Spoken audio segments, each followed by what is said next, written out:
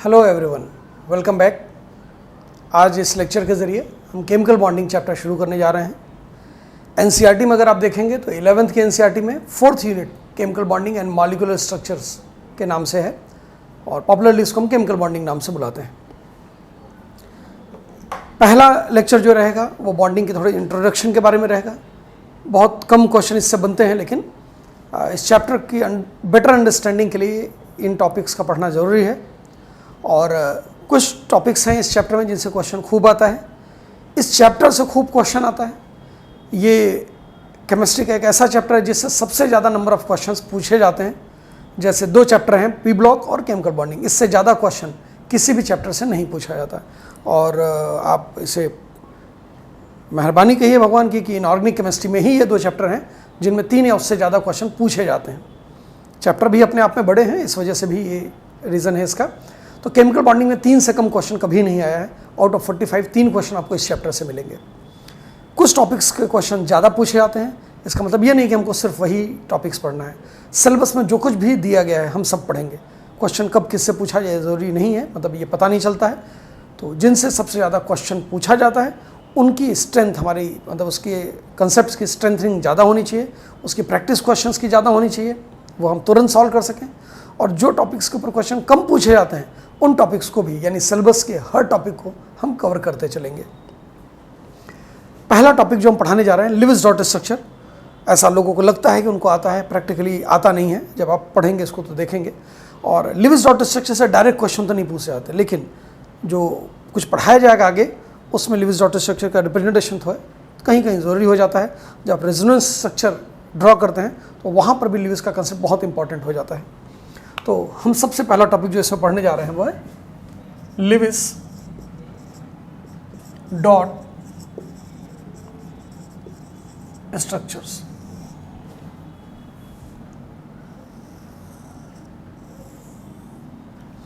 देखिए, किसी एटम को रिप्रेजेंट करने का लिविस ने एक तरीका बताया। वैसे आपने लिविस डॉट स्ट्रक्चर मॉलिक्यूल या कंपाउंड को रिप्रेजेंट करने के लिए पढ़ा होगा।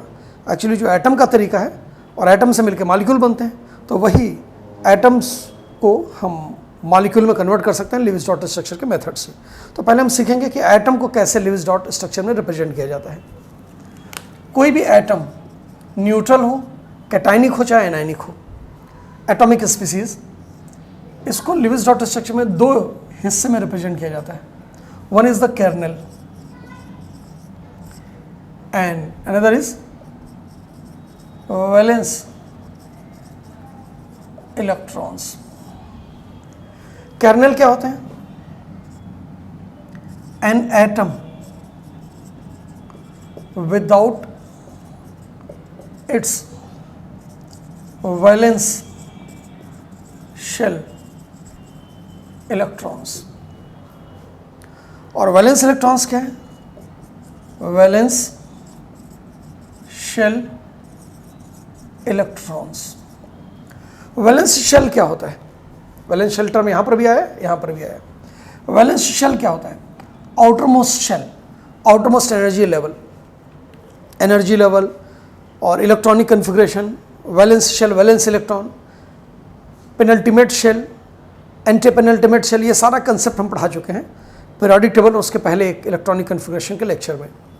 तो जिन लोगों ने बाद में ज्वाइन किया हो, वो ऐसा नहीं कि केमिकल बॉन्डिंग जो आपको पहला वीडियो मिला वही पढ़ना शुरू कर दीजिए। आप किसी भी चैप्टर को जब पढ़ना शुरू कीजिए तो आप उसमें स्क्रॉल करके नीचे देखिएगा, आपको पहला वीडियो मिलेगा, फिर उस चैप्टर का दूसरा लेक्चर, सेम चैप्टर का लेक्चर 2, लेक्चर 3। जैसे पीरियोडिक टेबल पिछला चैप्टर इनऑर्गेनिक केमिस्ट्री का जो पहला चैप्टर था, उसके 11 वीडियोज़ हैं। तो वीडियो नंबर 1 से 11 तक जब आप कंप्लीट करेंगे तब अगला चैप्टर शुरू कीजिएगा, ठीक है।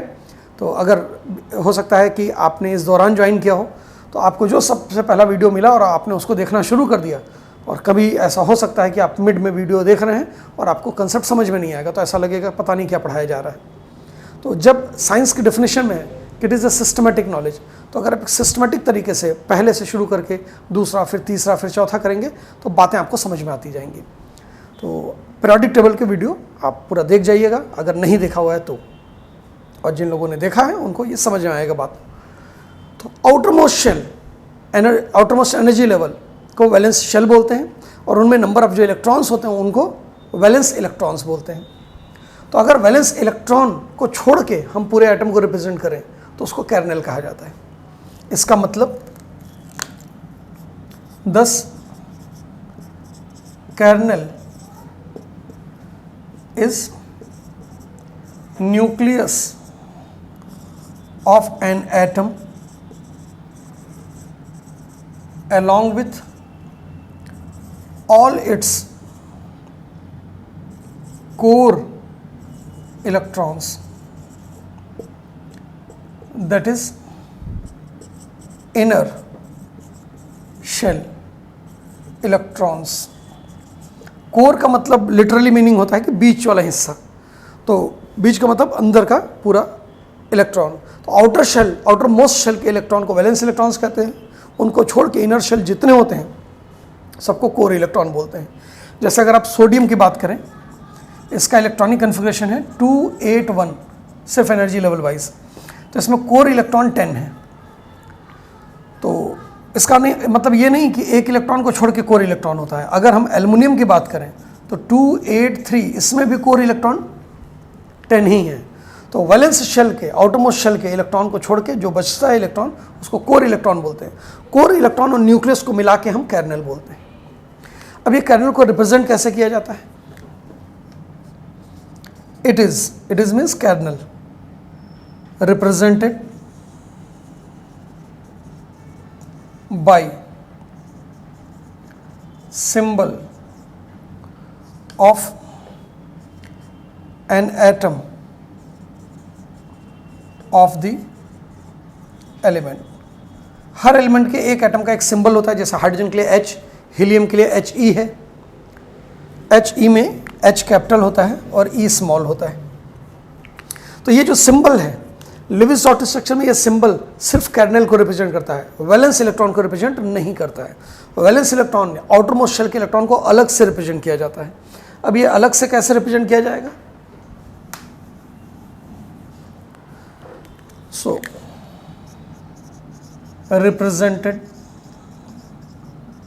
by, इनको रिप्रेजेंट किया जाता है डॉट्स, बिंदियां, फुल स्टॉप जिसको बोलते हैं, और क्रॉसेस, क्रॉस लगा दिया सिंपल सा, और सर्किल्स, सिंपल छोटा सा सर्किल बना दिया। जितने वैलेंस इलेक्ट्रॉन उतने डॉट, उतने क्रॉस या उतने सर्किल्स बनाए जाते हैं। कहाँ बनाए जाते हैं? अराउंड, ये हिस्सा अलग है, अराउंड द कर्नेल। तो जो एक एटम का सिंबल है वो कर्नेल को रिप्रेजेंट कर रहा है, और उसके बाद वैलेंस इलेक्ट्रॉन को अलग से डॉट, क्रॉस या सर्किल से रिप्रेजेंट किया जाता है। एक खास बात ध्यान रखिएगा, एक्चुअल जो लिविस डॉट कंसेप्ट है एनसीईआरटी में ये मेंशन भी है कि उसमें माना जाता है कि एटम जो होता है उसका कर्नेल, उसके अराउंड एक क्यूब होता है। क्या होता है? क्यूब। क्यूब के कितने कॉर्नर्स होते हैं? 8 कॉर्नर्स, 1 2 3 4 5 6 7 8। तो इस 8 कॉर्नर पे 8 इलेक्ट्रॉन रखे जाते हैं। तो अगर कोई एल्कली मेटल हुआ तो वैलेंस शेल में 1 इलेक्ट्रॉन है तो उसका एक कॉर्नर ऑक्युपाई होगा, 7 वैकेंट रहेंगे। अल्कलाइन अर्थ मेटल होगा तो 2 कॉर्नर ऑक्युपाई होगा। अब कोई भी 2 कॉर्नर ऑक्युपाई कर सकते हैं, यानी यहाँ पर इलेक्ट्रॉन की पेयरिंग का कोई कंसेप्ट नहीं है। लिविस डॉट स्ट्रक्चर में माना जाता है कि जो 8 इलेक्ट्रॉन है वो 8 कॉर्नर ऑक्युपाई करते हैं। एक क्यूब का 8 कॉर्नर, इमेजिनरी कॉर्नर कर्नेल के अराउंड जो होता है। लेकिन मॉडर्न कंसेप्ट में हम जानते हैं, इलेक्ट्रॉनिक कन्फिग्रेशन हम पढ़ चुके हैं कि ऑर्बिटल में इलेक्ट्रॉन की पेयरिंग भी होती है। तो हम एग्जैक्ट लिविस डॉट स्ट्रक्चर नहीं रिप्रेजेंट करेंगे। लिविस डॉट का कंसेप्ट कर्नेल और वैलेंस इलेक्ट्रॉन को अलग अलग रिप्रेजेंट करना, बस इतनी बात फॉलो करेंगे और बाकी जो मॉडर्न कंसेप्ट है उसको भी यूज़ करते चलेंगे। कैसे देखते हैं इसको।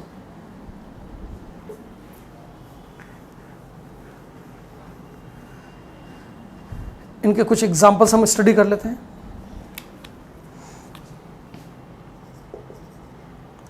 हम एटॉमिक स्पीसीज ले रहे हैं कुछ।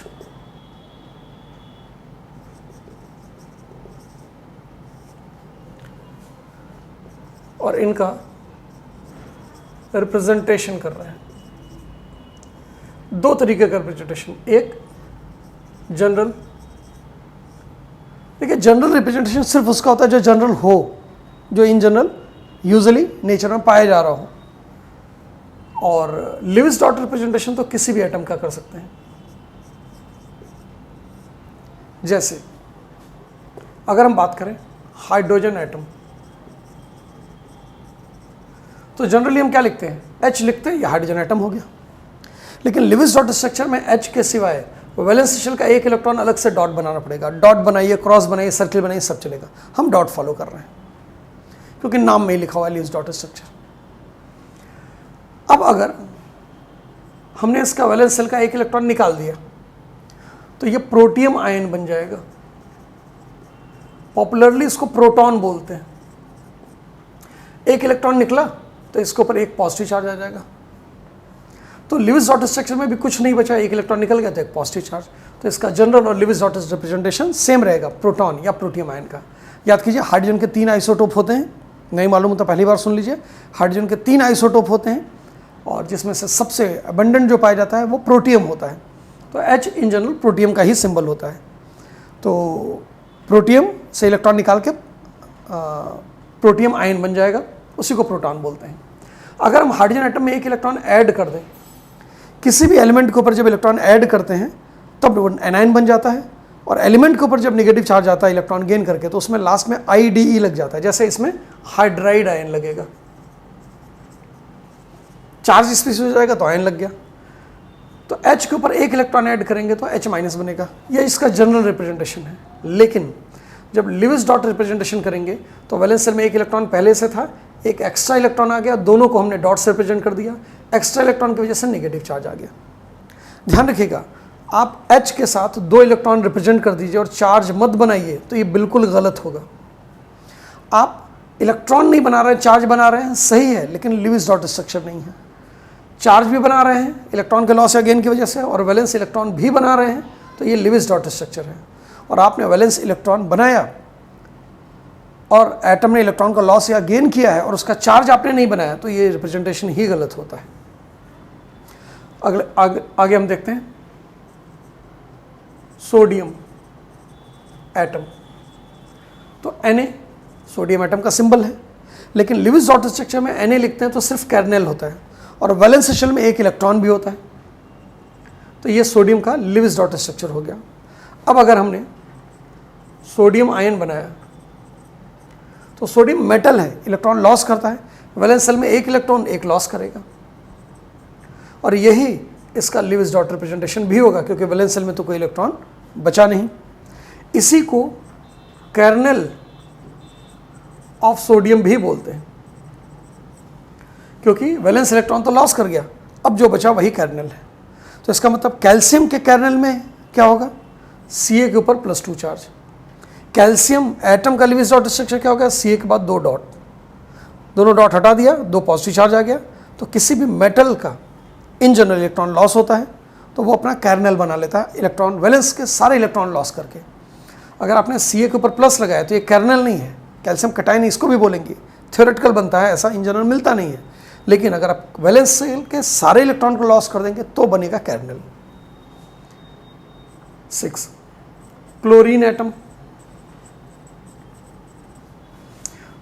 Cl लिख दिया, क्लोरीन एटम हो गया इन जनरल। लेकिन लिविस डॉट स्ट्रक्चर में क्लोरीन के वैलेंस शेल के 7 इलेक्ट्रॉन अलग से दिखाने पड़ेंगे। वैसे तो ये एक इमेजिनरी क्यूब के 7 कॉर्नर्स को ऑक्युपाई करेंगे, एक कॉर्नर खाली रहेगा, लेकिन हमको मालूम है कि 6 इलेक्ट्रॉन 3 पेयर के रूप में रहते हैं और एक ऑड इलेक्ट्रॉन अनपेयर्ड इलेक्ट्रॉन होता है, वैसे हमने रिप्रेजेंट कर दिया। अब ज़रा गौर से देखिएगा, कैसे देखेंगे, गौर से।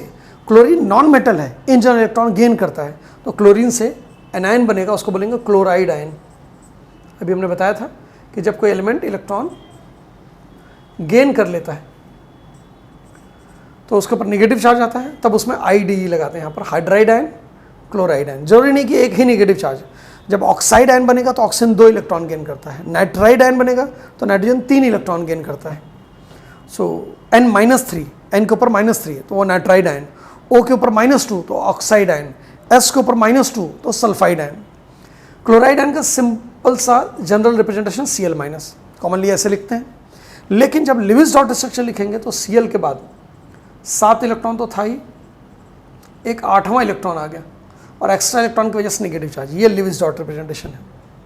अब अगर हमसे कोई बोल दे कि कर्नल ऑफ क्लोरीन रिप्रेजेंट कीजिए, तो देखिए कर्नल का मतलब वैलेंस सेल का पूरा इलेक्ट्रॉन लॉस कर दे, तो क्लोरीन 7 इलेक्ट्रॉन लॉस करे ऐसा नहीं होता है, पार्शियल लॉस हो सकता है लेकिन कंप्लीट लॉस नहीं होता है। तो Cl के ऊपर +7 जनरली मिलता नहीं, तो इसका कोई जनरल रिप्रेजेंटेशन नहीं है, लेकिन लिविस डॉट में हम इसको रिप्रेजेंट कर सकते हैं Cl के ऊपर +7। तो अगर कोई पूछे कि क्लोरीन के कर्नल का सिंबल क्या होगा तो Cl के ऊपर +7। ऐसे ही थ्योरेटिकली ऑक्सीजन के कर्नल का सिंबल क्या होगा, O के ऊपर 6+, लेकिन उसका जनरल कोई यूज़ नहीं होता है, तो इसलिए O के ऊपर 6+ जैसा स्पीसीज आपने कभी कोई पढ़ा भी नहीं है ना, तो आगे पढ़ेंगे। लेकिन अगर क्वेश्चन बन गया कि ऑक्सीजन के कर्नल का सिंबल क्या होगा, तो O के ऊपर 6+ लगा देंगे। किसी भी एटम के वैलेंस सेल में जितना इलेक्ट्रॉन है वो सारा वैलेंस इलेक्ट्रॉन हटा के उतना ही पॉजिटिव चार्ज लगा दीजिए, कर्नल हो गया। और मेटल में कर्नल काफ़ी यूज़ में होते हैं, जैसे एल्युमिनियम का कर्नल क्या होगा, Al के ऊपर +3, मैग्नीशियम का कर्नल क्या होगा, Mg के ऊपर +2। तो उम्मीद है कि ये बात आपको यहाँ पर समझ में आ गई होगी। और एक दो और एग्जांपल कर दे रहे हैं। ऑक्सीजन एटम, नाम तो सुना ही होगा, इसी से जीवन चल रहा है, सांसों में भर भर के इसको। तो ऑक्सीजन एटम मॉलिक्यूल भरते हैं हम, एयर में मॉलिक्यूल पाया जाता है, लेकिन इसी एटम से वो मॉलिक्यूल बनता है। और लिविस के अकॉर्डिंग इसके वैलेंस सेल में 6 इलेक्ट्रॉन अलग से दिखाने पड़ेंगे। और जैसा कि हमने कहा था कि वैसे तो ये एक इमेजिनरी क्यूब के 6 कॉर्नर को ऑक्यूपाई करता है, लेकिन प्रैक्टिकली हमको पता है कि 4 इलेक्ट्रॉन 2 पेयर के रूप में रहते हैं और 2 अनपेयर्ड इलेक्ट्रॉन होते हैं इलेक्ट्रॉनिक कन्फिग्रेशन के अकॉर्डिंग, वैसा हमने उसको बना दिया है। और अगर अब हम ऑक्साइड आयन की बात करेंगे तो जैसा कि हमने बोला था कि ऑक्सीजन के वैलेंस सेल में 6 इलेक्ट्रॉन है, तो ऑक्टेट कंप्लीट करने के लिए, ऑक्टेट की बात भी हम आगे पढ़ाएंगे, तो वैलेंस सेल में 8 इलेक्ट्रॉन करने के लिए ये 2 इलेक्ट्रॉन गेन करेगा। तो इसके लिए जनरल रिप्रेजेंटेशन होगा O के ऊपर -2, और लिविस डॉट रिप्रेजेंटेशन में वैलेंस सेल में 6 इलेक्ट्रॉन तो पहले से थे, 2 एक्स्ट्रा इलेक्ट्रॉन और 2 नेगेटिव चार्ज। तो इसके साथ लिविस डॉट स्ट्रक्चर एटम्स और आयंस का हमने कर लिया। अब ये जो एटम्स और आयंस हैं, इसी लिविस डॉट स्ट्रक्चर को यूज़ करके हम मॉलिक्यूल और कंपाउंड्स बनाना आपको सिखाएंगे। उसके पहले हम पढ़ेंगे types of strong chemical bonds. 3 तरीके के बॉन्ड होते हैं, आयनिक या इलेक्ट्रोवैलेंट उसको बोलते हैं, कोवैलेंट और मेटेलिक बॉन्ड। उनका कंपैरिजन करके फिर हम आगे बढ़ते हैं। नेक्स्ट पॉइंट जो इस लेक्चर में देखने जा रहे हैं इस चैप्टर में, वो है टाइप्स ऑफ केमिकल बॉन्ड्स।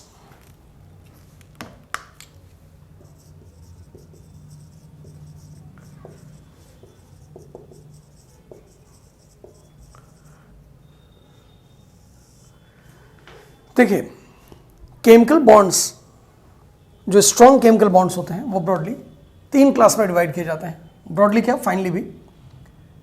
एक होता है आयनिक, या इसको इलेक्ट्रोवैलेंट भी बोलते हैं। याद कीजिए, आयनिक और इलेक्ट्रोवैलेंसी भी बताई गई थी आपको। वैलेंसी और ऑक्सीडेशन स्टेट का कंसेप्ट जब हमने पीरियोडिक टेबल में पढ़ाया था, तो वैलेंसी 2 तरीके की बताई थी, एक आयनिक और कोवैलेंसी। दूसरा कोवैलेंट बॉन्ड, इसी से कोवैलेंसी का कंसेप्ट आता है। और तीसरा मेटेलिक बॉन्ड। 9th-10th में भी आयनिक और कोवैलेंट बॉन्ड तो पढ़ाया जाता है, मेटेलिक बॉन्ड की डिटेल्स सिर्फ 11th-12th में, 9th-10th में नहीं है। इन बॉन्ड्स में 6 पॉइंट्स ऑफ कंपैरिजन है।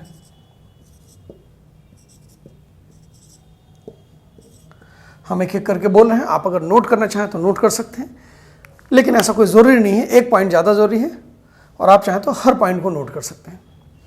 आप चाहें तो एक टेबल बना लीजिए 3 कॉलम्स का, और सब में कंपैरेटिव स्टडी कर सकते हैं। देखिए, पहला पॉइंट, आयनिक बॉन्ड कैसे बनता है, इलेक्ट्रॉन के लॉस और गेन से। यहाँ पर इलेक्ट्रॉन का लॉस और गेन होता है, यहाँ पर इलेक्ट्रॉन की शेयरिंग होती है 2 एटम्स के बीच में। यहाँ पर इलेक्ट्रॉन की शेयरिंग ही होती है लेकिन लार्ज नंबर ऑफ एटम्स के बीच में। फिर से सुनिएगा ध्यान से, यहाँ पर इलेक्ट्रॉन का लॉस और गेन होता है, यहाँ पर इलेक्ट्रॉन की शेयरिंग होती है 2 एटम्स के बीच में इन जनरल, और यहाँ पर इलेक्ट्रॉन की शेयरिंग होती है लेकिन लार्ज नंबर ऑफ एटम्स के बीच में। तो ये बॉन्ड कैसे बना, इलेक्ट्रॉन के लॉस गेन या शेयरिंग, और शेयरिंग तो किसके बीच में, ये पहला डिफरेंस है। दूसरा डिफरेंस, ये बॉन्ड जो बनता है वो इन जनरल मेटेलिक और नॉन मेटेलिक एटम्स के बीच में बनता है। इन जनरल क्यों, ये बात अभी समझ में आएगी, इसके बाद एक एग्जांपल देंगे तब। तो ये मेटेलिक और नॉन मेटेलिक एटम्स के बीच में बनता है इन जनरल, ये सिर्फ नॉन मेटेलिक एटम्स के बीच में बनता है, और ये सिर्फ मेटेलिक के बीच में। तो यहाँ सारे नॉन मेटल्स होते हैं, एक ही एलिमेंट के भी हो सकते हैं, अलग अलग एलिमेंट के भी हो सकते हैं। यहाँ पर सारे मेटल्स होते हैं, एक ही मेटल के हो सकते हैं, अलग अलग मेटल के भी हो सकते हैं, सारे मेटेलिक एटम्स होंगे। तो दूसरा कंपैरिजन, किस तरीके का एटम आया, मेटेलिक नॉन मेटेलिक, सिर्फ नॉन मेटेलिक और सिर्फ मेटेलिक। तीसरा, जो यहाँ पर लॉस हुआ था वो मेटेलिक एटम ने किया था और वो कैटायन बना लेता है। जो गेन ऑफ इलेक्ट्रॉन है वो नॉन मेटेलिक एटम करता है और एनायन बना लेता है। तो लॉस गेन तो पहले ही बोल दिया था हमने, और बाद में देखा मेटेलिक और नॉन मेटेलिक एटम के बीच में बनता है। मेटेलिक एटम इलेक्ट्रॉन लॉस करके कैटायन बना लेता है, non metallic atom electron gain करके एनायन बना लेता है। यहाँ पर तीसरा पॉइंट अगर देखेंगे तो यहाँ पर जो शेयर्ड इलेक्ट्रॉन है वो दो एटम्स के बीच में कन्फाइंड रहते हैं, दो एटम्स के बीच में दो इलेक्ट्रॉन की शेयरिंग होती है, और इन जनरल दोनों एटम एक एक इलेक्ट्रॉन कंट्रीब्यूट करते हैं। तो दो electrons, two electrons are confined, two shared electrons are confined between two atoms covalent bond में। और यहाँ पर shared electrons are delocalised, shared electron कहीं फिक्स नहीं होते हैं, दो एटम्स के बीच में नहीं रहते हैं, पूरे के पूरे कई एटम्स के बीच में शेयरिंग होती है, और जितने एटम्स के बीच में शेयरिंग हो रही है पूरे इलेक्ट्रॉन डीलोकलाइज्ड होते हैं उनके बीच में। So shared electrons are delocalised throughout the atoms और थ्रू आउट द सिस्टम। अगला पॉइंट कंपैरिजन का, देखिए ये सब क्या है, स्ट्रॉन्ग फोर्स ऑफ अट्रैक्शन है। तो ये फोर्स ऑफ अट्रैक्शन किसके बीच में काम करता है, यहाँ पर जो फोर्स ऑफ अट्रैक्शन है सब केमिकल बॉन्ड में सिर्फ इलेक्ट्रोस्टैटिक फोर्स ऑफ अट्रैक्शन लगता है, ये भी ध्यान रखिएगा, आगे बताएंगे भी फिर से। हर तरीके के केमिकल बॉन्ड में सिर्फ इलेक्ट्रोस्टैटिक फोर्स ऑफ अट्रैक्शन लगता है। फोर्स ऑफ अट्रैक्शन ग्रेविटेशनल भी होता है, न्यूक्लियर फोर्स ऑफ अट्रैक्शन भी होता है, मैग्नेटिक फोर्स भी होते हैं, लेकिन केमिकल बॉन्ड में सिर्फ इलेक्ट्रोस्टैटिक फोर्स इन्वॉल्व होता है। और वो लगता किसके बीच में है, यहाँ मेटेलिक एटम ने कैटायन बनाया था यानी positive charge species, non metallic atom ने एनायन बनाया था यानी नेगेटिव चार्ज स्पीसीज। तो कैटायन और एनायन के बीच में इलेक्ट्रोस्टैटिक फोर्स ऑफ अट्रैक्शन काम करता है। यहाँ पर हमने बताया कि जो शेयर्ड इलेक्ट्रॉन होते हैं वो दो एटम्स के बीच में कन्फाइंड होते हैं, दोनों नॉन मेटेलिक एटम हैं। तो जो दो एटम के न्यूक्लियस हैं और जो शेयर्ड इलेक्ट्रॉन है इनके बीच में फोर्स ऑफ अट्रैक्शन लगता है। तो force of attraction in covalent bonds operates between the nucleus of the bonded atoms and shared electrons between them, और शेयर्ड इलेक्ट्रॉन वहीं कन्फाइंड रहते हैं। यहाँ पर देखिए मेटेलिक एटम्स के बीच में बनता है और शेयर्ड इलेक्ट्रॉन डीलोकलाइज्ड है। जैसा सोडियम का अगर आपने क्रिस्टल लिया तो सोडियम के ही सारे एटम होंगे, ठीक है, और हमने तो 2D में बनाया, इसके आगे पीछे ऊपर नीचे सिर्फ सोडियम के एटम होंगे। और वैलेंस शेल में कितना इलेक्ट्रॉन होता है, एक इलेक्ट्रॉन, किसी का भी इलेक्ट्रॉन किसी के पास नहीं है, सबका इलेक्ट्रॉन पूरे सिस्टम में डीलोकलाइज्ड है। तो जब सबका इलेक्ट्रॉन आवारा की तरह घूम रहा है तो इसका मतलब ये सब कैटायन के रूप में है, और इसी को बोलते हैं कैर्नेल।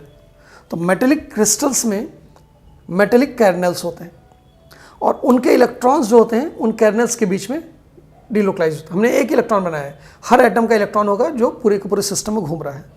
अब ये इलेक्ट्रॉन, शेयर्ड डीलोकलाइज्ड इलेक्ट्रॉन और कैर्नेल्स के बीच में इलेक्ट्रोस्टैटिक फोर्स ऑफ अट्रैक्शन काम करता है। Electrostatic force of attraction positive negative charge के बीच में काम करता है। तो यहाँ पर पॉजिटिव चार्ज कौन है, कैर्नेल ऑफ मेटेलिक एटम्स, और नेगेटिव चार्ज कौन है, शेयर्ड डीलोकलाइज्ड इलेक्ट्रॉन। यहाँ पर पॉजिटिव चार्ज कौन है, nucleus of the bonded atom, और नेगेटिव चार्ज कौन है, शेयर्ड कन्फाइंड इलेक्ट्रॉन्स, यहाँ इलेक्ट्रॉन डीलोकलाइज्ड नहीं है। और यहाँ पर मेटल के कैटायन और नॉन मेटल के जो एनायन है यानी कैटायन और एनायन के बीच में फोर्स ऑफ अट्रैक्शन लगेगा। तो ये 4 कंपैरिजन हमने कर लिया। 5वां कंपैरिजन देखिए, इसमें नोट्स के रूप में हम नहीं बता रहे हैं क्योंकि नोट बोर्ड के पॉइंट ऑफ व्यू से इंपॉर्टेंट है, कंपटीशन के पॉइंट ऑफ व्यू से, टारगेट बैच के पॉइंट ऑफ व्यू से इसमें कंपैरिजन एक बार सुन लीजिए। तो विच of the following is the correct statement के रूप में ये सब स्टेटमेंट यूज कर सकता है, विच of the following is the incorrect statement में भी ऐसे डाल सकता है। तो अगर आप एक बार सुने रहेंगे तो आप कर सकते हैं, और अगर आपने 12th में भी इसको अच्छे से नहीं किया था 12th में तो था ही नहीं, ये 11th के सिलेबस में मान लीजिए नहीं किया था, उसको आप अपने लैंग्वेज में लिखते जाए। इसको टू द कॉपी पेस्ट करने की कोशिश मत कीजिए। बात को समझिए, भावनाओं को समझिए और समझ के अपने ज़बान में लिख लीजिए। आखिरी पॉइंट जो है वो बहुत इम्पॉर्टेंट है और इसीलिए हम यहीं पे रुक के थोड़ा सा फिर आगे बढ़ रहे हैं। आखिरी पॉइंट क्या है, देखिए इसमें जो कंपाउंड्स होते हैं, आयनिक कंपाउंड्स बनेंगे, इसमें कोवेलेंट मॉलिक्यूल या कंपाउंड बनेगा और इसमें मेटेलिक क्रिस्टल्स बनते हैं। तो ये जो बॉन्ड होता है इसको बोलते हैं नॉन डायरेक्शनल। आयनिक और इलेक्ट्रोवैलेंट बॉन्ड नॉन डायरेक्शनल होते हैं। क्या मतलब होता है बताएंगे अभी। और कोवेलेंट जो बॉन्ड होते हैं वो डायरेक्शनल होते हैं और मेटेलिक बॉन्ड भी नॉन डायरेक्शनल होते हैं। यानी इन तीनों में से सिर्फ कोवेलेंट बॉन्ड डायरेक्शनल है। पूछा जाता है कि कोवेलेंट बॉन्ड डायरेक्शनल क्यों है, तो due to overlapping of atomic orbitals, ये वैलेंस शेल के एटॉमिक ऑर्बिटल्स होते हैं, इन डेफिनिट ओरिएंटेशंस। आगे चल के हम हाइब्रिडेशन का कंसेप्ट पढ़ेंगे, हाइब्रिड एटॉमिक ऑर्बिटल्स पढ़ेंगे और एटॉमिक ऑर्बिटल्स में भी जैसे p orbital, d orbital x y z axis के रेस्पेक्ट में ओरिएंटेड होते हैं, जैसे p x, p y, p z, d x y, d y z, d z x, d x square, y square, d z square. ये orientation भी पढ़ा चुके हैं हम और यहाँ पर फिर से एक बार डिटेल बताएंगे इसको। तो इनका एक डायरेक्शन होता है, P x orbital x axis का लॉन्ग होता है, तो उसी डायरेक्शन में ओवरलैप करेगा, उसी डायरेक्शन में वो बॉन्ड बनाएगा। बॉन्ड क्या, फोर्स ऑफ अट्रैक्शन है। तो जिधर ओवरलैपिंग ऑफ ऑर्बिटल होगा उधर ही फोर्स ऑफ अट्रैक्शन लगेगा, जिधर ऑर्बिटल नहीं है उधर फोर्स ऑफ अट्रैक्शन भी नहीं लगेगा, तो इसलिए डायरेक्शनल है। आयनिक बॉन्ड में क्या होता है, आयनिक क्रिस्टल्स बनते हैं। कोवेलेंट में मॉलिक्यूल बनते हैं, आयनिक और मेटेलिक में मॉलिक्यूल नहीं बनते, क्रिस्टल बनते हैं। क्रिस्टल्स में मिलियंस ऑफ एटम्स होते हैं। जैसे NaCl का अगर आपने क्रिस्टल ले लिया तो हर सोडियम आयन के चारों तरफ क्लोराइड आयन होगा, चारों तरफ नहीं 6 तरफ, एक आगे भी एक पीछे भी 3D में। ऐसे ही यहाँ पर देखिए ये सिर्फ सोडियम का एटम है और इन्फिनाइट अरेंजमेंट होगा, टॉप बॉटम आगे पीछे 3D में। तो अब ये क्रिस्टल्स हैं, सोडियम ने 1 इलेक्ट्रॉन लॉस करके +1 चार्ज लिया और क्लोरीन ने 1 इलेक्ट्रॉन गेन करके -1 चार्ज लिया। तो अब ये फोर्स ऑफ अट्रैक्शन इधर भी लगेगा, इधर भी लगेगा, इधर भी लगेगा, इधर भी लगेगा। तो जब हर डायरेक्शन में फोर्स ऑफ अट्रैक्शन लगे तो नॉन डायरेक्शनल कहा जाता है, क्योंकि कोई स्पेसिफिक डायरेक्शन नहीं रह गया। ऐसे ही यहाँ पर भी जो फोर्स ऑफ अट्रैक्शन लग रहा है वो हर डायरेक्शन में लग रहा है। क्लियर है। और ऐसा ही नहीं, ये सोडियम आयन कर्नेल जो है ये सिर्फ इस इलेक्ट्रॉन को नहीं, इस कर्नेल में और भी इलेक्ट्रॉन इसके चारों तरफ घूम रहे होंगे, उन सबको ये अट्रैक्ट करता है। तो हर कर्नेल अपने चारों तरफ हर इलेक्ट्रॉन को अट्रैक्ट कर रहा है और एक इलेक्ट्रॉन अपने चारों तरफ के सारे कर्नेल के द्वारा अट्रैक्ट किया जा रहा है। तो इसलिए हर डायरेक्शन में फोर्स ऑफ अट्रैक्शन लग रहा है, तो इसलिए इसको बोलते हैं नॉन डायरेक्शनल। तो जब force of attraction her direction में लगे तो नॉन डायरेक्शनल, किसी पर्टिकुलर डायरेक्शन में लगे तो डायरेक्शनल। कोवेलेंट बॉन्ड डायरेक्शनल होता है, क्यों? क्योंकि ऑर्बिटल्स का ओवरलैपिंग होता है और ऑर्बिटल्स के डायरेक्शन फिक्स है। आयनिक और मेटेलिक बॉन्ड नॉन डायरेक्शनल होते हैं क्योंकि ये क्रिस्टल बनाते हैं और क्रिस्टल में फोर्स ऑफ अट्रैक्शन जो लगता है वो हर डायरेक्शन में लगता है, इसलिए नॉन डायरेक्शनल। डायरेक्शन होने के लिए सिंगल डायरेक्शन होना जरूरी है, डेफिनेट डायरेक्शन होना जरूरी है। जब हर डायरेक्शन करने लगेंगे, फोर्स ऑफ अट्रैक्शन बनाने लगेंगे तो वो नॉन डायरेक्शनल कहा जाएगा। बात क्लियर है। तो ये हमने 3 important types of bond, ionic, covalent और मेटेलिक का कंपैरिजन कर लिया, जिसमें नॉन डायरेक्शनल, डायरेक्शनल के ऊपर क्वेश्चन कई बार पूछा गया है। बाकी पॉइंट्स भी सिंपल हैं, हमने आपको बता दिया है। और एक बात अभी बहुत ज़रूरी तो नहीं है, लेकिन लोग बहुत समझते नहीं हैं, उस बात को कह नहीं पाते हैं। तो आपकी भावनाओं को हम समझते हैं और चाहते हैं कि आप भी उसको बोलिए। तो एक टर्म देखिए,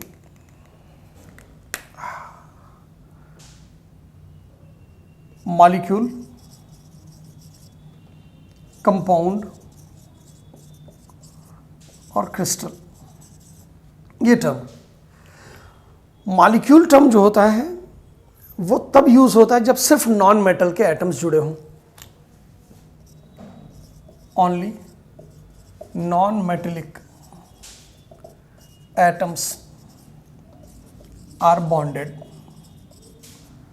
ठीक है, वो चाहे सेम नॉन मेटल के एलिमेंट के हों चाहे डिफरेंट, जैसे H2 मॉलिक्यूल है, HCl भी मॉलिक्यूल है, इसमें जो भी एटम्स हैं सब नॉन मेटेलिक एटम के हैं।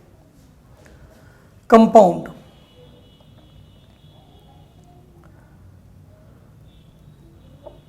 कंपाउंड क्या होता है? इसमें दो डिफरेंट एलिमेंट के एटम्स कंबाइन करें, स्पीसीज फॉर्म्ड बाय कॉम्बिनेशन या better to say bonding of atoms of two और मोर डिफरेंट एलिमेंट्स।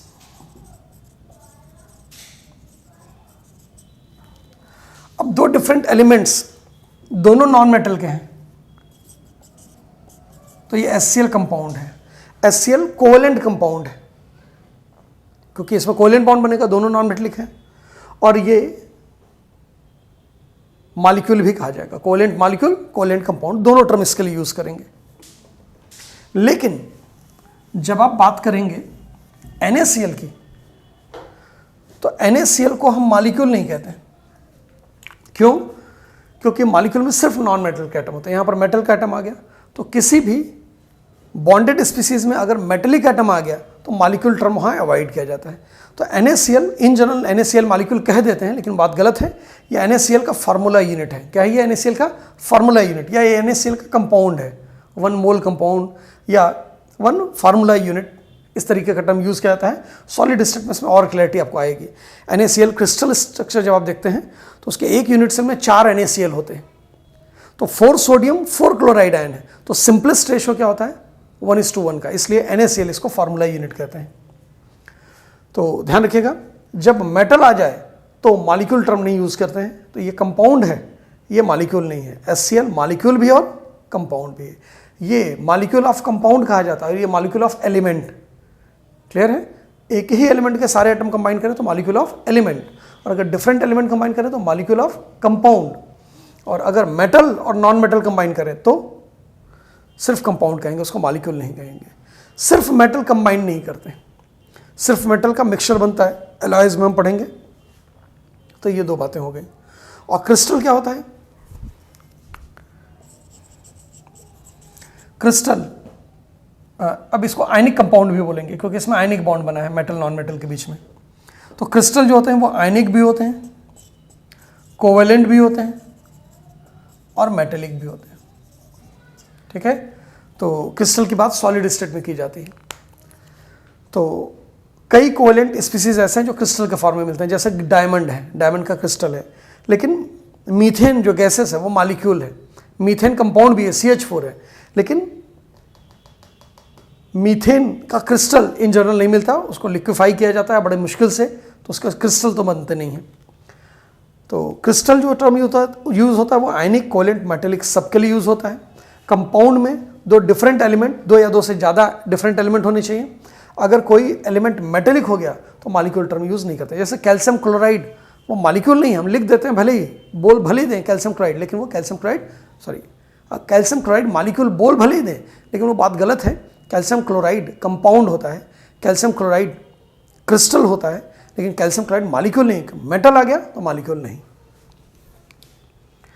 तो अगला टॉपिक हम इस चैप्टर का देखते हैं जो इससे भी ज़्यादा इंपॉर्टेंट होगा। नेक्स्ट टॉपिक जो हम पढ़ने जा रहे हैं वह है कि बॉन्ड का फॉर्मेशन होता क्यों है। हमने टाइप्स ऑफ बॉन्ड देख लिया, आयनिक बॉन्ड, कोवेलेंट बॉन्ड और मेटेलिक बॉन्ड, उनका कंपैरेटिव स्टडी कर लिया। लेकिन ये बॉन्ड बनता क्यों है?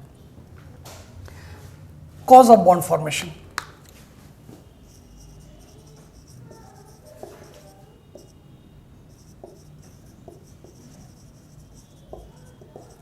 देखिए, बॉन्ड के फॉर्मेशन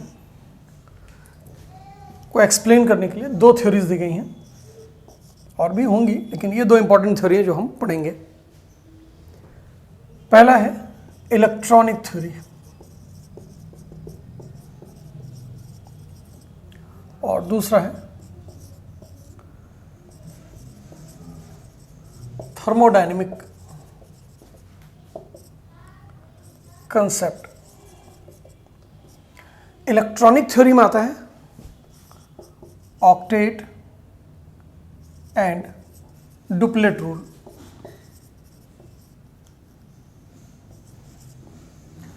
और थर्मोडायनेमिक कंसेप्ट में आता है लोअरिंग ऑफ पोटेंशियल एनर्जी, या सिर्फ एनर्जी भी कभी लिखा जाता है। ऑक्टेट रूल क्या कहते हैं?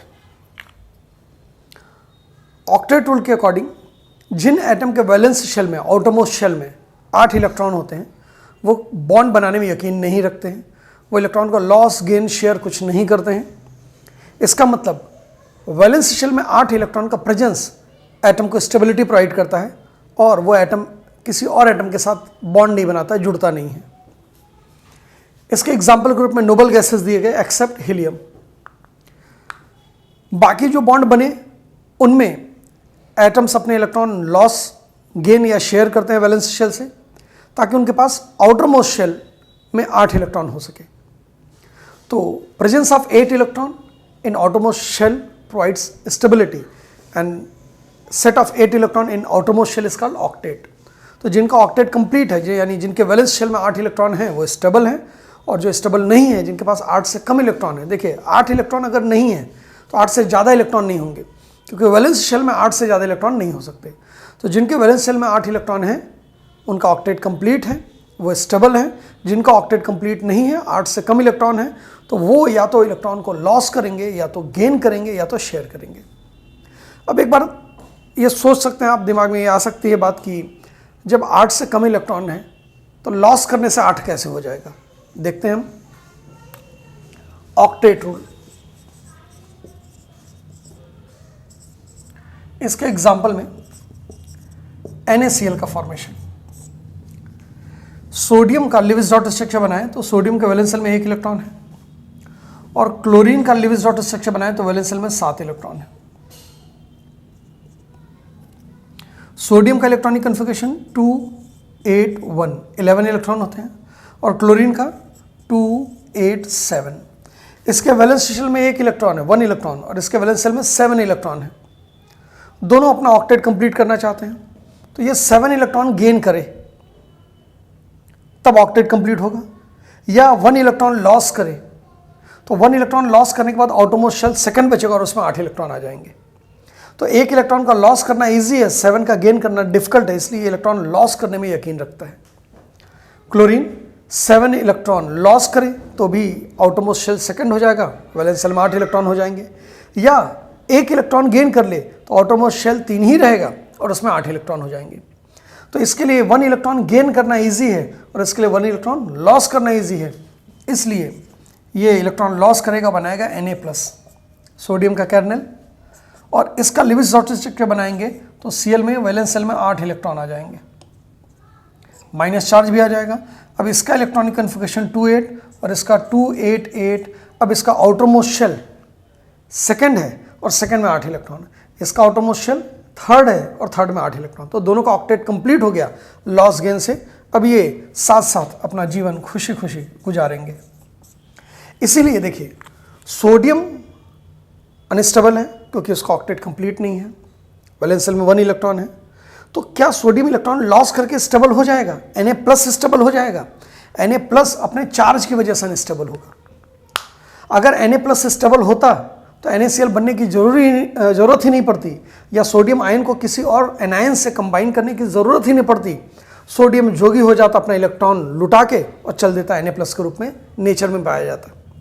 लेकिन Na+ किसी भी चार्ज स्पीसीज में अनस्टेबिलिटी होती है चार्ज की वजह से। क्यों? क्योंकि जब चार्ज आ जाता है तो अट्रैक्शन या रिपल्सन शो करने लगता है दूसरे स्पीसीज से।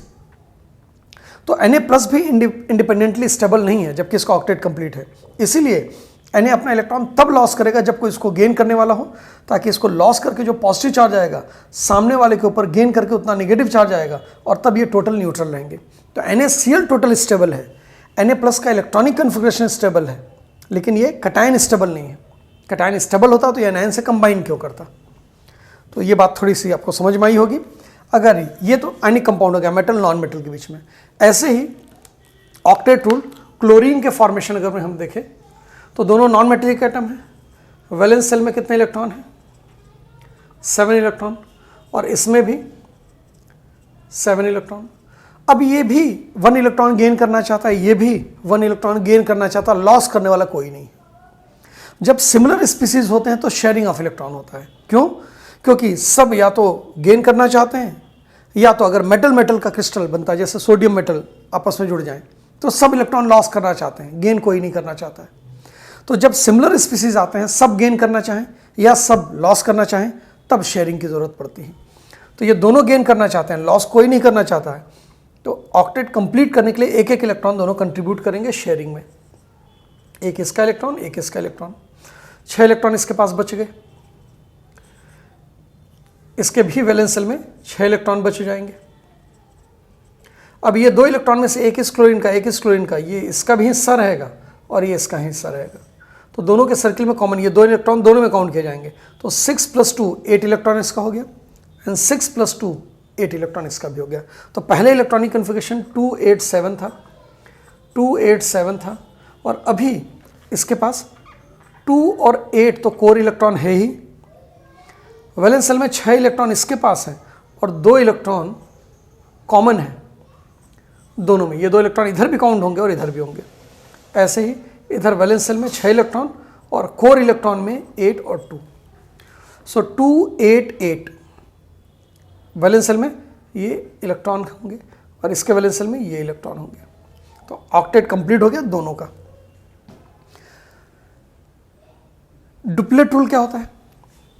जिन एटम्स का वैलेंस शेल फर्स्ट शेल है, फर्स्ट एनर्जी लेवल ही वैलेंस शेल है, आउटरमोस्ट शेल है, उसमें 2 इलेक्ट्रॉन के प्रेजेंस से स्टेबिलिटी आ जाती है। एग्जाम्पल है हीलियम। हीलियम में 2 इलेक्ट्रॉन है, हीलियम बॉन्ड नहीं बनाता है। ऑक्टेट के एग्जाम्पल्स थे नियॉन। नियॉन के वैलेंस शेल में 8 इलेक्ट्रॉन होता है। ऐसे ही आर्गन, क्रिप्टॉन, जेनॉन, रेडॉन और ऑर्गेनेसन, इन सब में ऑक्टेट कंप्लीट होता है। हीलियम का पहला शेल ही आखिरी शेल है, तो इसके वैलेंस शेल में 2 इलेक्ट्रॉन से स्टेबिलिटी आ जाएगी। तो डुप्लेट रूल का एग्जाम्पल अगर हम देखें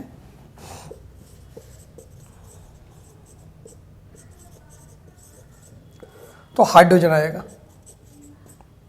कोवेलेंट कंपाउंड में हाइड्रोजन के वैलेंस शेल में 1 इलेक्ट्रॉन है, दूसरे में भी 1 इलेक्ट्रॉन, और हाइड्रोजन में नॉन मेटेलिक कैरेक्टर ज़्यादा होता है क्योंकि इसका आयनेशन एनर्जी हेलोजेंस के ज़्यादा क्लोज होती है। तो ये इलेक्ट्रॉन लॉस नहीं करना चाहते हैं, दोनों इलेक्ट्रॉन गेन करना चाहते हैं। दोनों को 1 इलेक्ट्रॉन चाहिए, तो अब बनेगी कैसे? दोनों अपने 1 इलेक्ट्रॉन शेयर कर दें और वो इलेक्ट्रॉन दोनों में काउंट हो। तो इसका भी डुप्लेट कंप्लीट, इसका भी डुप्लेट कंप्लीट। और इस तरीके से ये जो 1 इलेक्ट्रॉन शेयर्ड पेयर है, इसको एक लकीर से रिप्रेजेंट करते हैं। तो H बॉन्ड, ये एक लकीर जो है एक बॉन्ड है। ऐसे ही क्लोरीन को अगर देखेंगे तो Cl बॉन्ड हो गया। अब वैलेंस इलेक्ट्रॉन बाकी मत दिखाए, लेकिन बॉन्ड को रिप्रेजेंट कर सकते हैं। वैलेंस इलेक्ट्रॉन दिखाएंगे तो लिविस डॉट स्ट्रक्चर, नहीं दिखाएंगे तो जनरल स्ट्रक्चर हो गया। तो ये जनरल स्ट्रक्चर हो गया, या इसी को Cl2 बोलते हैं।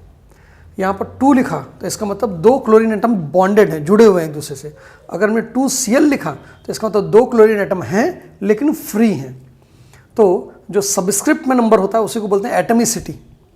कितने एटम्स हैं मॉलिक्यूल में इस एलिमेंट के? जैसे O3 की एटमिसिटी 3 है, P4 की एटमिसिटी 4 है, S8 की एटमिसिटी 8 है। तो number of atoms in a molecule वो सबस्क्रिप्ट में लिखा जाता है राइट साइड में।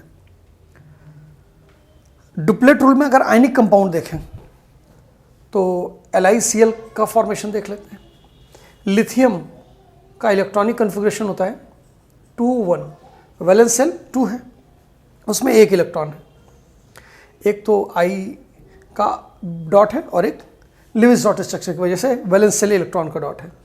प्लस क्लोरीन की बात कर लेते हैं, क्लोरीन की जगह फ्लोरीन ले लेते हैं, थोड़ा सा वेरिएशन हो जाएगा, लेकिन इलेक्ट्रॉन तो 7 ही होंगे। तो इसका electronic configuration 2 7, valence shell second है और उसमें 7 इलेक्ट्रॉन है। तो इसको 1 इलेक्ट्रॉन गेन करते इसका डुप्लेट कंप्लीट हो जाएगा, और इसका 1 इलेक्ट्रॉन गेन करते ही ऑक्टेट कंप्लीट हो जाएगा।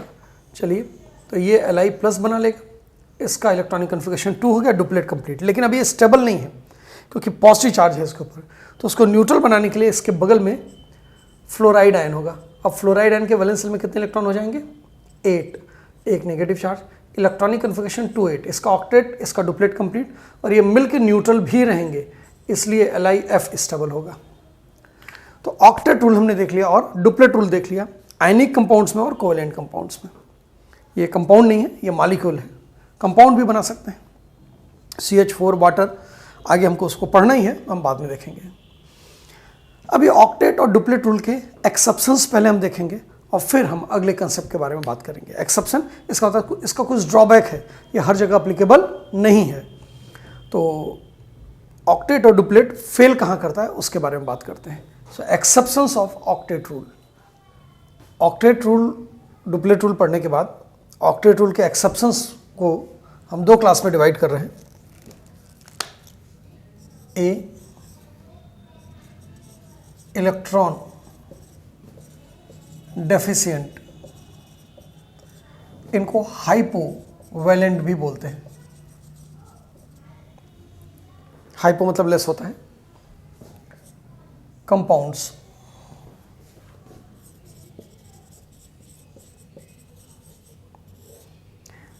जिनमें बॉन्ड बनाने के बाद किसी एटम के पास 8 से कम इलेक्ट्रॉन रहेगा, और इलेक्ट्रॉन रिच या हाइपर वैलेंट, हाइपर मतलब एक्सेस होता है, hyper valent compounds.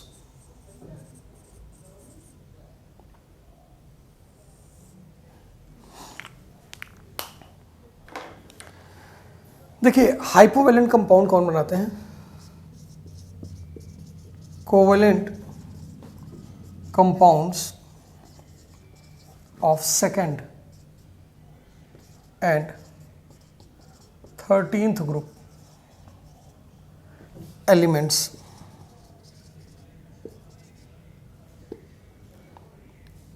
Example, second group में तो मेटल्स होते हैं, लेकिन beryllium smaller size, high polarising power की वजह से, पोलराइजिंग पावर एक टर्म है जो आगे चल के समझाया जाएगा।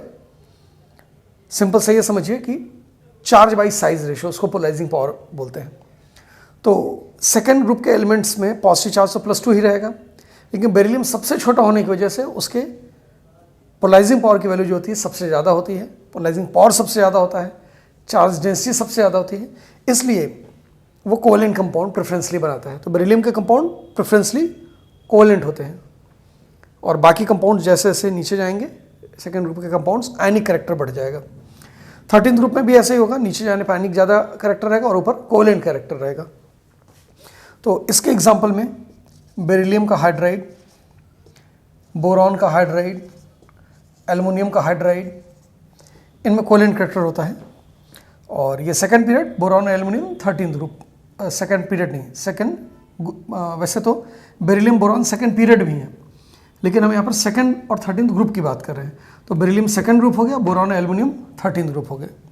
इनके क्लोराइड भी जो है BeCl2, फ्लोराइड तो नहीं, फ्लोराइड में आयनिक कैरेक्टर ज़्यादा रहता है। तो आयनिक कैरेक्टर कब ज़्यादा रहेगा, कोवेलेंट कैरेक्टर कब ज़्यादा होगा, ये भी हम डिटेल में आगे चल के पढ़ेंगे। तो अभी थोड़ा सा इत्मीनान के साथ पढ़िए। बेरिलियम का क्लोराइड, बोरॉन का क्लोराइड, एल्युमिनियम का क्लोराइड।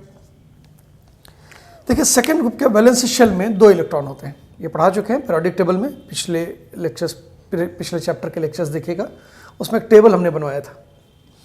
तो इसके वैलेंस शेल में 2 इलेक्ट्रॉन हैं। अब अगर ये कोवेलेंट बॉन्ड बनाएगा तो 2 इलेक्ट्रॉन की शेयरिंग के बदले में 2 इलेक्ट्रॉन इसको और मिल जाएंगे। तो 2 और 2 कितना हो गया, 4 इलेक्ट्रॉन। तो इनके वैलेंस शेल में अगर नंबर ऑफ इलेक्ट्रॉन्स देखें,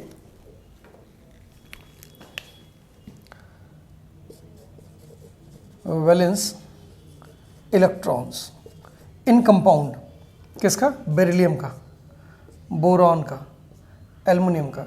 तो बेरिलियम के वैलेंस शेल में 2 इलेक्ट्रॉन थे, 2 बॉन्ड बनाया, कोवेलेंट बॉन्ड बनाया, 2 इलेक्ट्रॉन शेयरिंग में दिया और बदले में 2 इलेक्ट्रॉन और मिल गया, तो 4 इलेक्ट्रॉन हो गए।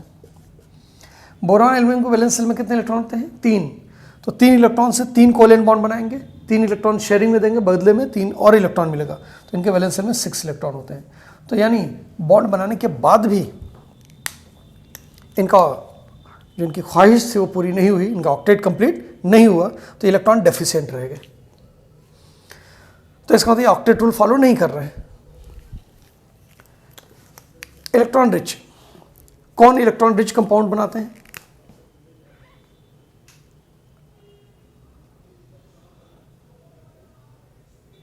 Compounds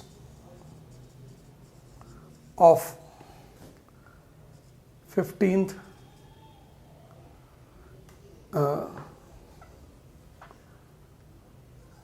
third and higher period, ये जरूरी है, इन पी ब्लॉक। जो पी ब्लॉक के थर्ड और हायर पीरियड के मेंबर्स होते हैं वो हाइपरवैलेंट कंपाउंड बनाते हैं, सेकेंड पीरियड के एलिमेंट नहीं बनाते हैं।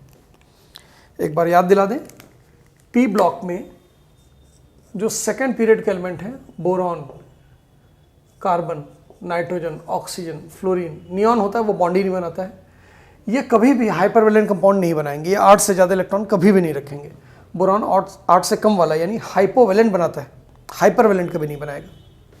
लेकिन थर्ड पीरियड के मेंबर्स की अगर बात करें तो बोरॉन के नीचे एल्युमिनियम, कार्बन के नीचे सिलिकॉन, नाइट्रोजन के नीचे फास्फोरस, ऑक्सीजन के नीचे सल्फर, फ्लोरीन के नीचे क्लोरीन, ये हाइपरवैलेंट कंपाउंड बनाते हैं, 8 से ज़्यादा इलेक्ट्रॉन रखने वाले कंपाउंड बनाते हैं वैलेंस शेल में। और इसके नीचे वाले एलिमेंट भी ऐसा शो कर सकते हैं। तो इनका अगर एग्जाम्पल देखें हम, देखिए एल्युमिनियम के वैलेंस शेल में कितने इलेक्ट्रॉन हैं? 3। और ये ऑक्टेट का एक्सपेंशन क्यों शो करते हैं वो भी बता दें। इनका वैलेंस शेल 3 है, तो 3 में S होता है, 3 में P होता है और 3 में D होता है। S में 1 ऑर्बिटल, P में 3 ऑर्बिटल और D में 5 ऑर्बिटल। तो इनके पास ऑर्बिटल की कमी नहीं है, इलेक्ट्रॉन चाहे जितने हो। तो ये ऑर्बिटल ज़्यादा रखते हैं, 9 ऑर्बिटल रखते हैं, इसलिए ये 4 से ज़्यादा बॉन्ड बना सकते हैं। 9 ऑर्बिटल रखते हैं तो क्या ये 9 बॉन्ड बना सकते हैं? नहीं। देखिए उतना ही बॉन्ड बना पाएंगे जितने एटम्स को एकोमोडेट कर लेंगे अपने चारों तरफ। जैसे अगर हम एल्युमिनियम की बात करें तो इसके वैलेंस शेल में 3 इलेक्ट्रॉन होता है, वैसे तो S में 2 और P में 1 होता है, लेकिन जब बॉन्ड बनाने जाता है एक्साइटेड स्टेट में तो S का 1 इलेक्ट्रॉन P में जंप कर जाता है, तो 3 बॉन्ड इससे बन जाएगा। तो सिंपली अगर हम इसका कंपाउंड बनाएं AlF3, तो ये सिंपल कंपाउंड है, आयनिक कंपाउंड है। लेकिन अब इसके पास ऑक्टेट कंप्लीट तो हुआ नहीं, और आयनिक कंपाउंड है तो हम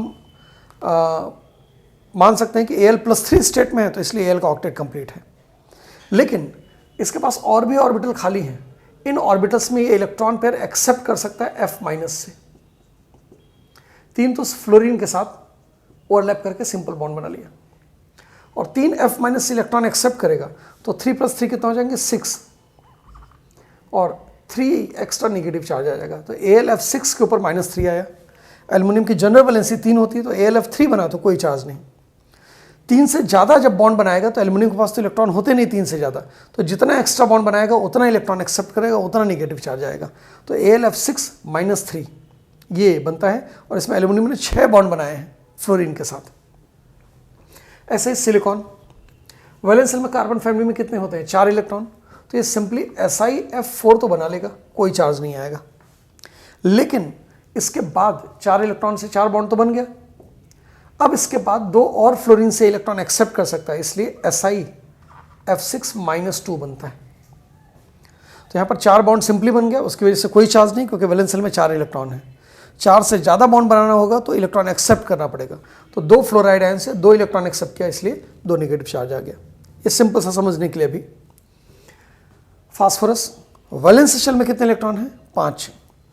तो वैसे तो S में 2 और P में 3 अनपेयर्ड इलेक्ट्रॉन होते हैं, लेकिन जब बॉन्ड बनाने जाता है तो ये 1 इलेक्ट्रॉन को और जंप करा देता है, तो ये 5 बॉन्ड बना सकता है सिंपली। अब हम फ्लोरीन की जगह क्लोरीन एग्जाम्पल ले रहे हैं, क्योंकि क्लोरीन यहाँ पर कॉमनली हम पढ़ते हैं। तो 5 बॉन्ड, अक्सर लोग बोलते हैं कि फास्फोरस की मैक्सिमम वैलेंसी 5 है, नहीं, फास्फोरस की एक्सटेंडेड वैलेंसी 5 है, जैसे PCl5 बनता है। लेकिन फास्फोरस की मैक्सिमम वैलेंसी 6 होती है, बात ध्यान रखिएगा। और अभी बिल्कुल ध्यान रखने की जरूरत नहीं है, अभी बता दे रहे हैं, आगे इसका डिटेल भी बताया जाएगा। तो फास्फोरस का एक्सटेंडेड वैलेंसी 5 इलेक्ट्रॉन 5 बॉन्ड बना लेगा, न किसी से लेना है न किसी को देना है, 5 इलेक्ट्रॉन इसके पास खुद हैं, तो इसलिए इसके ऊपर कोई चार्ज नहीं आया। तो वैसे तो 3 अनपेयर्ड इलेक्ट्रॉन था तो PCl3 बनता है, और 1 इलेक्ट्रॉन को जब एक्साइटेड स्टेट में जंप करा देगा तो 5 अनपेयर्ड इलेक्ट्रॉन हो जाएंगे, 5वें इलेक्ट्रॉन इसके अपने, इसलिए PCl5 बन गया विदाउट एनी चार्ज। जब 6वां बॉन्ड बनाएगा तब इसके ऊपर माइनस आएगा, यानी PCl6 बना तो -1 चार्ज आ जाएगा। इन सब बातों में क्लैरिटी धीरे धीरे और बढ़ेगी, ठीक है। अभी थोड़ा थोड़ा हम एक्सप्लेन करते चल रहे हैं और थोड़ा थोड़ा छुपा के चल रहे हैं। सल्फर वैलेंस शेल में कितने इलेक्ट्रॉन होते हैं? 6 इलेक्ट्रॉन, लेकिन अनपेयर्ड इलेक्ट्रॉन 2 ही हैं, तो इन जनरल 2 बॉन्ड बनाएगा। लेकिन 2 के बाद अपने अनपेयर्ड इलेक्ट्रॉन को अनपेयर्ड कर सकता है एक्साइटेड स्टेट में भेज के। तो सल्फर के पास ऑर्बिटल्स तो हैं, तो सारे अनपेयर्ड इलेक्ट्रॉन कर सकता है 6 इलेक्ट्रॉन को, तो ये 6 बॉन्ड बना सकता है, इसलिए SF6 जैसे बनता है। आगे हैं, यहाँ पर PF5 भी बनता है। हमने सबका फ्लोरीन लिया है, चलिए आपको बुरा न लगे इसलिए, या फास्फोरस को बुरा न लगे या बाकी को बुरा न लगे इसलिए हम यहाँ पर भी फ्लोरीन ही ले रहे हैं। तो यहाँ पर 5 अनपेयर्ड इलेक्ट्रॉन था, या 5 इलेक्ट्रॉन था, इसलिए 5 बॉन्ड बना ले रहे हैं। 6 इलेक्ट्रॉन था तो 6, इसके पास 4 ही इलेक्ट्रॉन था, 6 बॉन्ड बनाया तो 2 एक्स्ट्रा, इसलिए नेगेटिव चार्ज 2। एल्यूमिनियम के वैलेंस शेल में 3 ही इलेक्ट्रॉन था, 6 बॉन्ड बनाया, इसलिए 3 एक्स्ट्रा इलेक्ट्रॉन। चलिए आते हैं क्लोरीन के पास। क्लोरीन 7 फ्लोरीन तो एकोमोडेट नहीं कर सकता, वैलेंस शेल में 7 इलेक्ट्रॉन है, लेकिन क्लोरीन छोटा इतना है और फ्लोरीन इतना बड़ा है कि 7 फ्लोरीन क्लोरीन के अराउंड नहीं आ सकते, इसलिए ClF7 नहीं बनता है। आगे चल के आप पढ़ेंगे IF7 तो बनता है, लेकिन BrF7 और ClF7 नहीं बनता है, क्योंकि आयोडीन बहुत बड़ा है, 7 फ्लोरीन को एकोमोडेट कर सकता है, ब्रोमीन और क्लोरीन ये काम नहीं कर सकते। तो फ्लोरीन 7 वैलेंसी जो शो करता है वो ClO4 माइनस में शो करता है। इसका किस्सा भी हम अलग से थोड़ा सा डिटेल बताएंगे। देखिए, फ्लोरीन सिंगल वैलेंट है, मोनोवैलेंट है, और ऑक्सीजन बाईवैलेंट है। तो यहाँ पर 6 फ्लोरीन 6 सिंगल बॉन्ड से जुड़े हैं, यहाँ पर भी 6 फ्लोरीन 6 सिंगल बॉन्ड से जुड़े हैं, यहाँ पर 5 फ्लोरीन 5 सिंगल बॉन्ड से जुड़े हैं, 6 फ्लोरीन 6 सिंगल बॉन्ड से जुड़े हैं। यहाँ पर ऑक्सीजन बाईवैलेंट है, तो क्लोरीन से ऑक्सीजन डबल बॉन्ड से जुड़ेंगे, लेकिन ध्यान रखिएगा जब ऑक्सीजन हो और निगेटिव चार्ज भी हो मॉलिक्यूल में, तो जितना निगेटिव चार्ज है उतने ऑक्सीजन को सिंगल बॉन्ड से जोड़ेंगे और बाकी ऑक्सीजन को डबल बॉन्ड से। तो 4 में से 1 निगेटिव चार्ज है तो 1 ऑक्सीजन को सिंगल बॉन्ड से जोड़ा और 3 ऑक्सीजन को डबल बॉन्ड से जोड़ेंगे। जिस ऑक्सीजन को सिंगल बॉन्ड से जोड़े उसी के ऊपर निगेटिव चार्ज लगा देते हैं। तो अब देखिए, क्लोरीन ने 7 बॉन्ड्स बनाए, 3 डबल बॉन्ड यानी 6 बॉन्ड और 1 इसके साथ 7 बॉन्ड बनाए। अब ज़रा गौर से देखिए, एल्युमिनियम ने 1 2 3 4 5 6, सिलिकॉन ने 1 2 3 4 5 6, फास्फोरस ने 1 2 3 4 5, सल्फर ने 1 2 3 4 5 6, ये बॉन्ड बनाए हैं फ्लोरीन के साथ, और इस पूरे के ऊपर -3 चार्ज आया। यहाँ पर भी फ्लोरीन है, -2 चार्ज आया है, यहाँ पर भी फ्लोरीन है। आगे चल के ये स्ट्रक्चर्स बहुत अच्छे से एक्सप्लेन किया जाएगा, लेकिन इसके ऊपर कोई चार्ज नहीं आया क्योंकि फास्फोरस के पास 5 इलेक्ट्रॉन था, सिलिकॉन पे 4 ही इलेक्ट्रॉन था, 2 एक्स्ट्रा बॉन्ड थे इसलिए 2 निगेटिव। एल्युमिनियम में 3 ही वैलेंस इलेक्ट्रॉन था तो 6 बॉन्ड बनाने पर 3 एक्स्ट्रा इलेक्ट्रॉन आ गया। सल्फर के पास वैलेंस में 6 इलेक्ट्रॉन होते हैं, कोई टेंशन नहीं, ये खुद ही बॉन्ड बनाने में सक्षम है और इसने बना के दिखा भी दिया। और इसमें फ्लोरीन के साथ 7 फ्लोरीन को तो एकोमोडेट कर नहीं सकता अपने छोटे साइज़ की वजह से, तो इस वजह से ये 4 ऑक्सीजन के साथ जुड़ता है, 3 के साथ डबल बॉन्ड और 1 के साथ सिंगल बॉन्ड। कैसे ये बता दिया हमने। अब ज़रा गौर से देखिए, वैलेंस इलेक्ट्रॉन क्या बोल रहे हैं, वैलेंस इलेक्ट्रॉन्स किस में, central atom aluminium silicon, central मतलब बीच वाला एटम, फास्फोरस सल्फर और क्लोरीन। तो 6 बॉन्ड से 12 इलेक्ट्रॉन, 6 बॉन्ड से 12 इलेक्ट्रॉन, 5 बॉन्ड से 10 इलेक्ट्रॉन। सल्फर SF6 में सल्फर के वैलेंस शेल में कितना इलेक्ट्रॉन, तो बोलेंगे 12। क्लोरीन के वैलेंस शेल में कितने इलेक्ट्रॉन, 7 बॉन्ड मतलब 14 इलेक्ट्रॉन। अब इसमें से 7 इलेक्ट्रॉन क्लोरीन के अपने हैं, 7 ऑक्सीजन ने शेयरिंग में दिया। तो पूछता है कभी कभी मॉलिक्यूल देखे कि सेंट्रल एटम के वैलेंस शेल में कितने इलेक्ट्रॉन, तो कहीं 10 आ रहा है, कहीं 12 आ रहा है, कहीं 14 आ रहा है। तो इस वजह से आप इसको काउंट करना सीख लीजिएगा। तो यहाँ पर देखिए सब में 8 से ज़्यादा इलेक्ट्रॉन है, इसलिए यह हाइपरवैलेंट है। तो अब हाइपरवैलेंट में सेंट्रल एटम के वैलेंस शेल में कितने इलेक्ट्रॉन, ये क्वेश्चन कभी कोई पूछता है। हम एक दो एग्जाम्पल और करा दे रहे हैं। इसको मिटाने से पहले एक बात और यहीं पे कर लेते हैं, इस डायग्राम के ऊपर बेस्ड है। देखिए हमने ऑक्टेट का एक्सपेंशन देखा तो दो, एक इलेक्ट्रॉन डेफिशिएंट कंपाउंड और इलेक्ट्रॉन रिच कंपाउंड। तो इलेक्ट्रॉन डेफिशिएंट कंपाउंड में ऑक्टेट कंप्लीट नहीं हुआ है और फिर भी ये बने हैं, तो हम इसको ऑक्टेट का एक्सेप्शन तो दिखा रहे हैं, लेकिन ये एक तरीके से ऑक्टेट का एक्सेप्शन नहीं है। ऑक्टेट कंप्लीट नहीं हुआ ये बात कह सकते हैं, लेकिन ऑक्टेट रूल फेल नहीं किया है। यहाँ पर क्यों नहीं फेल किया है कि अगर इनका ऑक्टेट कंप्लीट नहीं हुआ है तो ये कंपाउंड भी स्टेबल नहीं है। क्या बोला हमने कि यहाँ पर ऑक्टेट कंप्लीट नहीं हुआ, तो पूछा जाए ये ऑक्टेट रूल फॉलो करते हैं कि नहीं, तो बोलेंगे नहीं। तो इसका मतलब ऑक्टेट रूल फॉलो नहीं हो रहा है, ऑक्टेट रूल फेल कर गया, हम बोलेंगे नहीं। ऑक्टेट रूल अपनी जगह वैलिड है इन कंपाउंड्स में भी। क्यों? क्योंकि इन्होंने ऑक्टेट कंप्लीट नहीं किया तो उसकी सजा इनको ये मिली कि ये इस तरीके से स्टेबल नहीं होते। BH2 पॉलीमरिक फॉर्म एग्जिस्ट करता है, आगे चल के बनाना बॉन्ड पढ़ाएंगे। BH3 ALS3 भी पॉलीमरिक, ये डाइमरिक पॉलीमरिक, ये पॉलीमरिक बनाना बॉन्ड के जरिए बनते हैं। तो यहाँ पर ऑक्टेट कंप्लीट नहीं होने की वजह से ये स्टेबल नहीं हुए। अगर स्टेबल हो जाते तो बोलते कि ऑक्टेट रूल फॉलो करना जरूरी नहीं है, लेकिन यहाँ पर ऑक्टेट फॉलो नहीं हुआ इसलिए अनस्टेबल है, और ये जितने हाइड्राइड हमने बनाए हैं ये डाइमर और पॉलीमर बना लेते हैं। ऐसे ही BCl2 डाइमर भी बनाता है, पॉलीमर भी बनाता है। BCl3 ये डाइमराइज नहीं करता है, लेकिन AlCl3 डाइमराइज करता है। अब ये क्यों नहीं करता है और ये क्यों करता है, ये किस्सा भी सुनेंगे हम इसी केमिकल बॉन्डिंग चैप्टर में। तो ये बैक बॉन्डिंग करता है, सॉरी डाइमराइज नहीं करता लेकिन बैक बॉन्डिंग करता है। तो फिर से सुन लीजिएगा, ये बनाना बॉन्ड बनाते हैं जितने हाइड्राइड हैं इलेक्ट्रॉन डेफिशिएंट, और ये जो क्लोराइड्स हैं इसमें BeCl2 और AlCl3 में ये डाइमर भी बनाता है, पॉलीमर भी बनाता है। इनके स्ट्रक्चर्स हम आगे चल के पढ़ेंगे। ये डाइमर बनाता है और ये डाइमर पॉलीमर कुछ नहीं बनाता, इसमें बैक बॉन्डिंग होती है। अब बैक बॉन्डिंग क्यों हो रही है, क्यों नहीं हो रही है, किसमें डाइमर बनेगा, किसमें बैक बॉन्डिंग होगा, ये सारा किस्सा हम सीखेंगे। तो इसका मतलब ऑक्टेट रूल यहाँ फॉलो तो नहीं हुआ है, लेकिन ऑक्टेट रूल फेल नहीं किया, क्योंकि ऑक्टेट रूल फॉलो न करने की सजा इनको ये मिली कि ये इस तरीके से एग्जिस्ट नहीं कर सकते। डाइमर पॉलीमर या बैक बॉन्डिंग कुछ ना कुछ इनको करना पड़ेगा स्टेबिलिटी गेन करने के लिए। तो इसका मतलब ऑक्टेट रूल सही है? नहीं, ऑक्टेट रूल सही इसलिए नहीं हो क्योंकि ऑक्टेट रूल सही होता तो 8 इलेक्ट्रॉन से तो संतुष्टि मिल जानी चाहिए थी। इनका 8 नहीं मिला तो संतुष्टि नहीं मिली, डाइमराइज करे, बैक बॉन्डिंग किए, पॉलीमराइज किए, तो 8 से ज़्यादा इलेक्ट्रॉन रखने की क्या जरूरत। और बाद में तो हद ही हो गई कि कुछ ऐसे एलिमेंट जिनको आदर्श माना जाता था ऑक्टेट रूल का कि नोबल गैसेस कंपाउंड नहीं बनाते भाई साहब, लेकिन बाद में पता चला कि नहीं, नोबल गैस के कंपाउंड भी बनते हैं। हाँ, नोबल गैस का कोई भी कंपाउंड नेचर में नहीं पाया जाता, वो सब लैब में बनाए गए हैं। तो हम वो भी इलेक्ट्रॉन रिच यानी हाइपरवैलेंट कंपाउंड के एग्जाम्पल में एक और एग्जाम्पल लिख रहे हैं। हाइपोवैलेंट तो पूरा हो गया, इसके बारे में जितनी बात करनी थी हमने कर ली।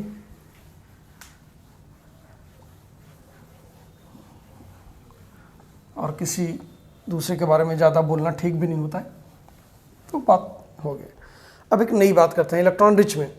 Compounds of third and higher period in P block तो देखा ही आपने, तो हमने थर्ड पीरियड का दिखा दिया, हायर पीरियड का भी ऐसे ही बनता है। लेकिन इसके सिवाय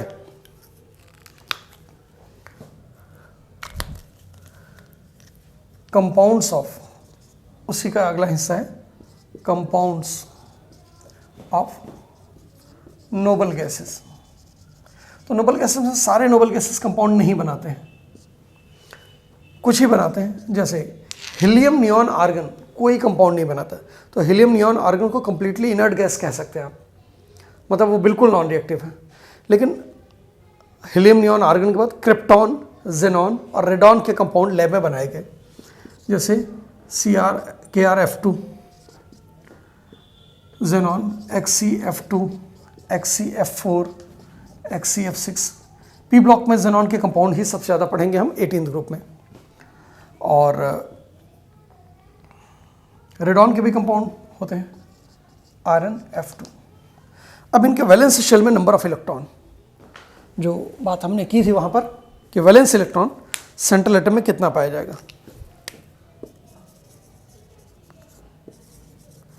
तो ज़रा गौर से देखिएगा, ये नोबल गैसेस है सेंट्रल एटम, इनके वैलेंस शेल में कितने इलेक्ट्रॉन होते हैं? 8।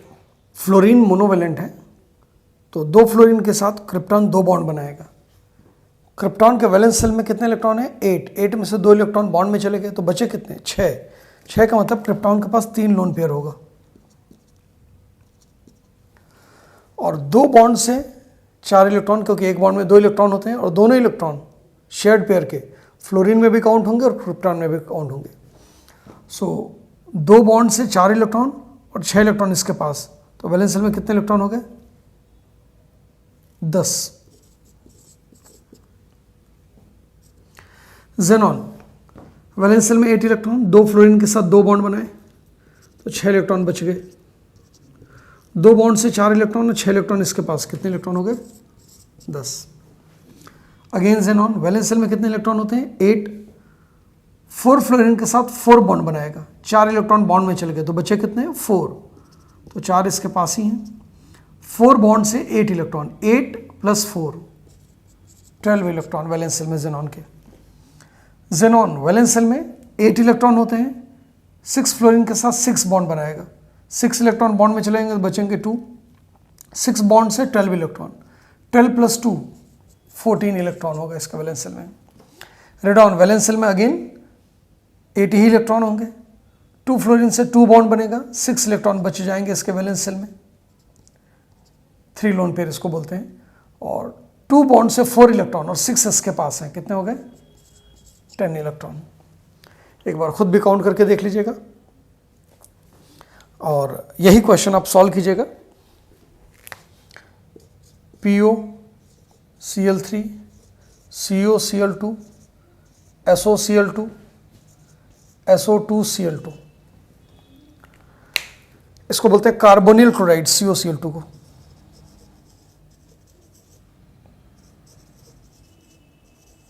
इसको बोलते हैं सल्फोनिल क्लोराइड।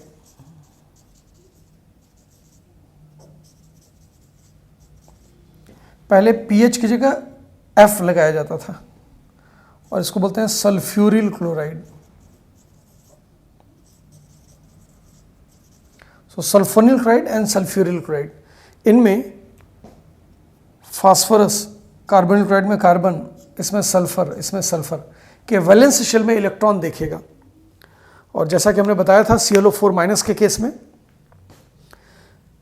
ऑक्सीजन हो मॉलिक्यूल में, पेरिफेरल एटम, और नेगेटिव चार्ज हो, तो जितने नेगेटिव चार्ज उतने ऑक्सीजन को सिंगल बॉन्ड से जोड़ेंगे। तो यहाँ पर देखिए किसी के ऊपर नेगेटिव चार्ज नहीं है, तो यहाँ पर हर ऑक्सीजन जो है, यहाँ पर एक ऑक्सीजन, यहाँ पर एक ऑक्सीजन, यहाँ पर एक ऑक्सीजन, यहाँ पर 2 ऑक्सीजन, ये हर ऑक्सीजन डबल बॉन्ड से जुड़ेगा सेंट्रल एटम से। सो ये electronic theory octet rule, duplet rule और ऑक्टेट रूल के एक्सेप्शंस में electron deficient compound, electron rich hypervalent compound, ये क्वेश्चन पूछा गया कई बार। Which of the following is the hypervalent hypovalent? एक बहुत अच्छा एग्जांपल इसका बताते हैं हम आपको।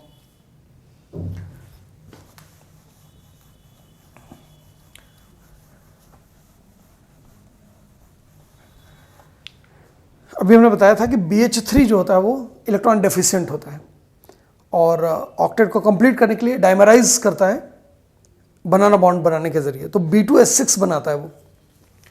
तो ऐसा एग्जांपल आता है C2H6, Si2H6 and B2H6, all of these, या चौथा ऑप्शन नन ऑफ दीज कह सकता है।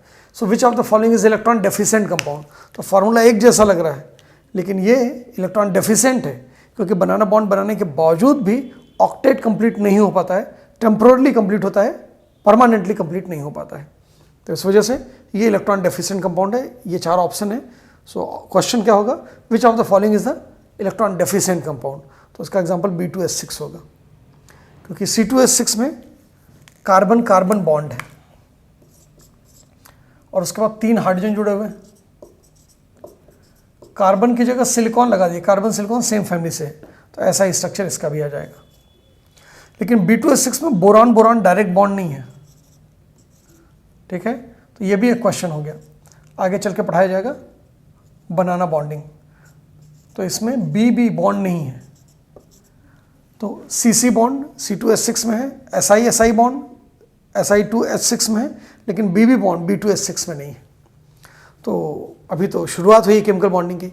बहुत इंपॉर्टेंट सवालात के जो जवाब हैं वो आपको इस चैप्टर में मिलेंगे, बहुत इंपॉर्टेंट क्वेश्चन मिलेंगे। और जैसा कि हमने शुरू में भी बताया था कि 3 या उससे ज़्यादा ही क्वेश्चन आपको मिलेंगे इस चैप्टर से एग्जामिनेशन में। तो अब अगला टॉपिक हम पढ़ते हैं, thermodynamic concept of bond formation, the concept of lowering of potential energy.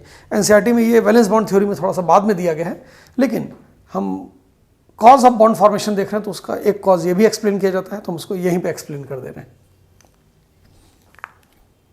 जैसा कि हमने बताया था, सेकंड कंसेप्ट जो एनर्जी का कंसेप्ट है, पोटेंशियल एनर्जी की लोअरिंग का कंसेप्ट बॉन्ड फॉर्मेशन के रीज़न के रूप में, वो वैलेंस बॉन्ड थ्योरी का हिस्सा है और बाद में उसको एक्सप्लेन किया गया है एनसीईआरटी में, हम उसको पहले ही बता दे रहे हैं।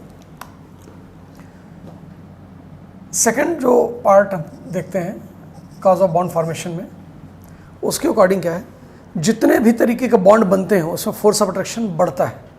और जब भी फोर्स ऑफ अट्रैक्शन बढ़े या फोर्स ऑफ अट्रैक्शन डेवलप हो, मतलब पहले था नहीं, फोर्स ऑफ अट्रैक्शन आ गया, फोर्स ऑफ अट्रैक्शन पहले था और स्ट्रांग हो गया, ऐसे प्रोसेस में एनर्जी हमेशा लॉस होता है, एनर्जी हमेशा रिलीज होता है, तो सिस्टम की एनर्जी कम हो जाती है। So according to this,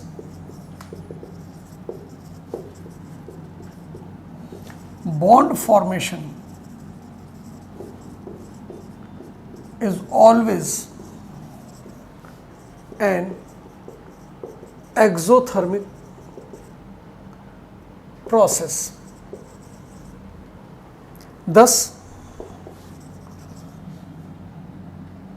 energy of system का मतलब जो एटम जुड़ के मॉलिक्यूल बन रहा है, कंपाउंड बन रहा है, वो सिस्टम डिक्रीजेस। और थर्मोडायनेमिकली जिस सिस्टम की एनर्जी कम होगी, पोटेंशियल एनर्जी जितनी कम होगी, स्टेबिलिटी उतनी ही ज़्यादा होगी। तो अगर हम इसको हाइड्रोजन मॉलिक्यूल के फॉर्मेशन में देखें, in formation of H2 2 hydrogen atom जुड़ते हैं और एक हाइड्रोजन मॉलिक्यूल बनता है। तो इसके लिए एक पोटेंशियल एनर्जी डायग्राम आता है। इधर पॉजिटिव एनर्जी और इधर नेगेटिव एनर्जी। ये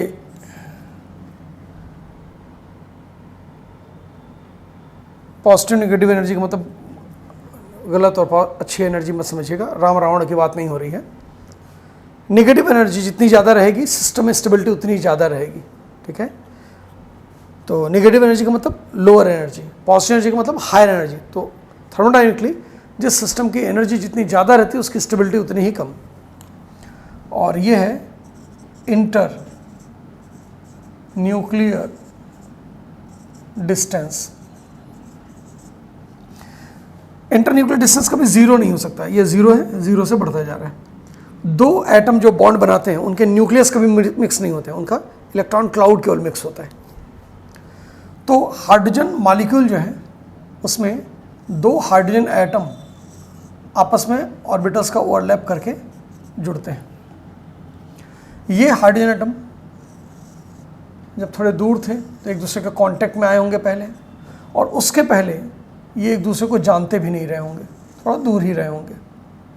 तो इंटर न्यूक्लियर डिस्टेंस अगर आप देखिए तो यहाँ से इधर आने पे कम होता जा रहा है। देखिए एटम्स पास आ रहे हैं, इसका मतलब इनके बीच में अट्रैक्शन बढ़ रहा है। 2 एटम्स के बीच में जब फोर्स ऑफ अट्रैक्शन लगेगा तो वो क्लोज आएंगे, रिपल्सन लगेगा तो दूर जाएंगे। एक बात और यहीं पे एक्सप्लेन कर दे रहे हैं, हाइड्रोजन एटम में न्यूक्लियस होगा और इलेक्ट्रॉन होगा, दूसरे हाइड्रोजन एटम में भी न्यूक्लियस होगा, इलेक्ट्रॉन होगा, और सिर्फ हाइड्रोजन एटम नहीं, सब में न्यूक्लियस होता है और इलेक्ट्रॉन होता है। तो जब 2 एटम भटकते हुए कहीं एक दूसरे के करीब पहुंचते हैं तो एक का न्यूक्लियस दूसरे के इलेक्ट्रॉन को अपनी तरफ पुल करेगा, दूसरे का न्यूक्लियस पहले के इलेक्ट्रॉन को अपनी तरफ पुल करेगा, तो ये अट्रैक्टिव फोर्स होंगे। Nucleus of the 2 atom and electron of the opposing atoms, ये अट्रैक्शन होता है। दोनों के न्यूक्लियस एक दूसरे को देखना नहीं चाहेंगे और दोनों के इलेक्ट्रॉन भी एक दूसरे को देखना नहीं चाहेंगे, तो यहाँ पर अट्रैक्शन लग रहा है, न्यूक्लियस इलेक्ट्रॉन्स के बीच में, और यहाँ पर रिपल्सन लग रहा है। वैसे तो न्यूक्लियस का अपने इलेक्ट्रॉन के ऊपर भी अट्रैक्शन है, लेकिन हम दो एटम्स के इंट्रैक्शन की बात करें तो एक का न्यूक्लियस दूसरे के इलेक्ट्रॉन और दोनों के न्यूक्लियस और दोनों के इलेक्ट्रॉन में अट्रैक्शन रिपल्सन लगता है। अगर नेट अट्रैक्शन डोमिनेंट है तो ये पास आएंगे। कब तक पास आएंगे? जब तक अट्रैक्शन डोमिनेंट है, और जब बहुत करीब आ जाएंगे तो ये एक मॉलिक्यूल बन गए, दो जिसमें एक जान हो गया, दो एटम का एक मॉलिक्यूल बन गया। लेकिन अगर इससे ज़्यादा नज़दीक जाना चाहेंगे तो इनके बीच के न्यूक्लियस का जो रिपल्सन है वो तेज़ी से बढ़ेगा। तो जब अट्रैक्शन बढ़ता है तो पोटेंशियल एनर्जी कम होती जाती है। तो पोटेंशियल एनर्जी दो एटम्स को जो मिला के था वो निगेटिव रहता है, जो भी सिस्टम नेचर में पाया जाता है उनकी पोटेंशियल एनर्जी निगेटिव रहती है। तो दो एटम्स भी पाए जाते हैं, पोटेंशियल एनर्जी निगेटिव है, लेकिन अट्रैक्शन लगेगा तो एनर्जी लॉस होगा। एनर्जी लॉस होगा तो पोटेंशियल एनर्जी और कम हो जाएगा, और कहाँ मिनिमम हो जाएगा? जहाँ पर ये एक दूसरे के नियरेस्ट पोजीशन पे आ जाएंगे, यानी इनके बीच का बॉन्ड बन जाएगा। तो इस पॉइंट तक तो पोटेंशियल एनर्जी क्या होता है? डिक्रीज होता है। और जब ये नियरेस्ट पहुंच गए, अब इसके और नज़दीक जाने पर न्यूक्लियस का रिपल्सन बहुत तेज़ी से बढ़ता है, तो इसलिए पोटेंशियल एनर्जी भी तेज़ी से बढ़ता है और पॉजिटिव डायरेक्शन में चला जाता है। तो बीच में एक ऐसा स्टेज आया जब इनकी पोटेंशियल एनर्जी क्या है? Minimum.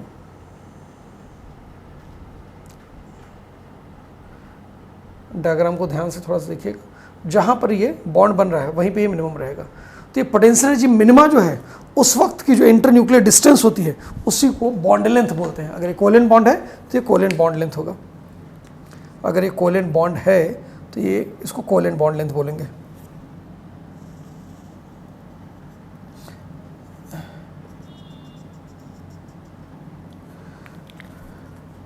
So this is x, and x is here what? Bond length. So bond length है क्या? इंटरन्यूक्लियर डिस्टेंस एट पोटेंशियल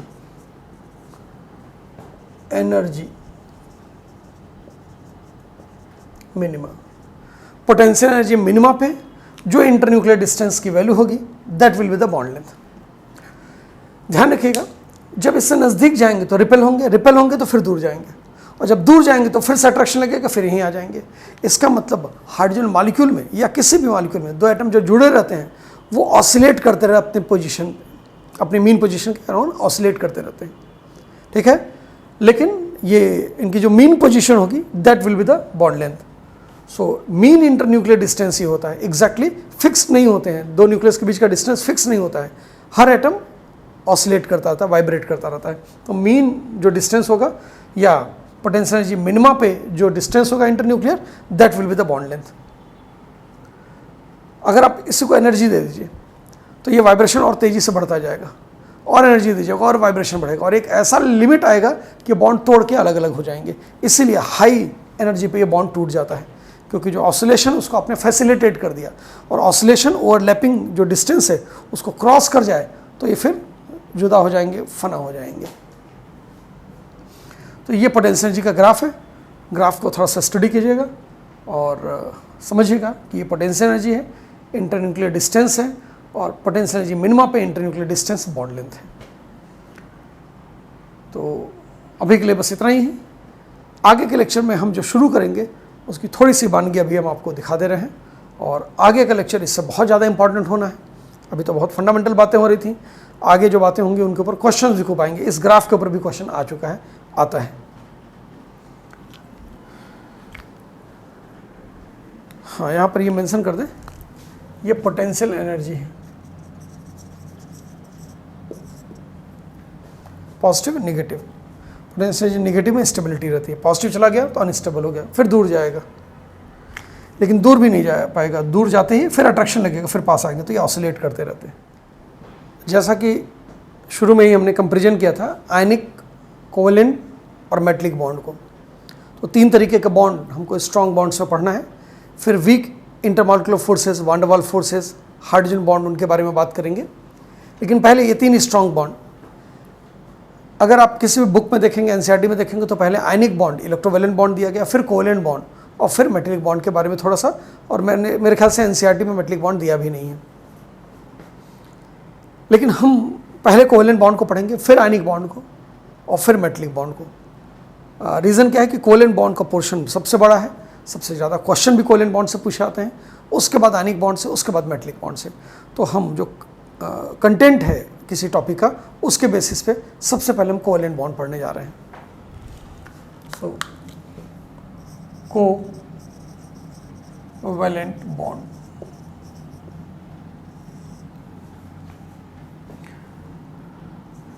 देखिए कोवेलेंट बॉन्ड को एक्सप्लेन करने के लिए कई थ्योरी दी गई। पहला इलेक्ट्रॉनिक थ्योरी, इसमें ऑक्टेट रूल का कंसेप्ट दिया गया। ऑक्टेट रूल हमने आयनिक और कोवेलेंट दोनों में एक एक एग्जांपल दिखाया था। वैसे लिविस डॉट स्ट्रक्चर को यूज़ करके हम ऑक्टेट रूल का एक्सप्लेनेशन यहाँ पर देख सकते हैं, जिसकी डिटेल हम नहीं पढ़ेंगे कंपटीशन के पॉइंट ऑफ व्यू से।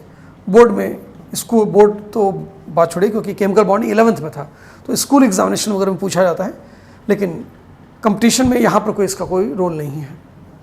और रोल नहीं है का मतलब ये नहीं कि ये चीज़ें आएंगी नहीं, ये आएंगे दूसरे टॉपिक में। रेजोनेंस जब पढ़ेंगे तो कैनोनिकल फॉर्म्स बनाने में हम लिविस डॉट स्ट्रक्चर्स देखेंगे। दूसरा है वैलेंस बॉन्ड थ्योरी, इसको VBT बोलते हैं। वैलेंस बॉन्ड थ्योरी में concept of overlapping of orbitals है, पहले उसको सीखेंगे। फिर इसमें valence shell electron pair repulsion theory और हाइब्रिडेशन, दो मेजर कंसेप्ट हैं जिनके ऊपर खूब सारे क्वेश्चन आते हैं। इन्हीं से मॉलिक्यूलर स्ट्रक्चर वगैरह भी डिस्क्राइब किया जाता है, पॉलीएटॉमिक मॉलिक्यूल्स का। तो वैलेंस बॉन्ड थ्योरी के डिफरेंट एस्पेक्ट्स हम देखेंगे। और फिर है मॉलिक्यूलर ऑर्बिटल थ्योरी, MOT के नाम से फेमस है, molecular orbital theory. Valence bond theory और मॉलिक्यूलर ऑर्बिटल थ्योरी में जो फंडामेंटल डिफरेंस है, वैलेंस बॉन्ड थ्योरी में जो बॉन्ड का फॉर्मेशन होगा उसमें सिर्फ वैलेंस शेल के इलेक्ट्रॉन का ही पार्टिसिपेशन बताया जाता है और दिखाया जाता है। लेकिन जब मॉलिक्यूलर ऑर्बिटल थ्योरी पढ़ेंगे तो उसमें देखेंगे कि किसी भी मॉलिक्यूल का फॉर्मेशन जब एटम के बॉन्डिंग से होता है तो उसमें वैलेंस शेल के साथ साथ सारे इनर सेल के इलेक्ट्रॉन भी इन्वॉल्व होते हैं। तो ये फंडामेंटल कंसेप्ट है, लेकिन पहले हम वैलेंस बॉन्ड थ्योरी की डिटेल पढ़ेंगे, फिर मॉलिक्यूलर ऑर्बिटल थ्योरी की। और इलेक्ट्रॉनिक थ्योरी तो लिविस लैंगमुयर कंसेप्ट कहा जाता है।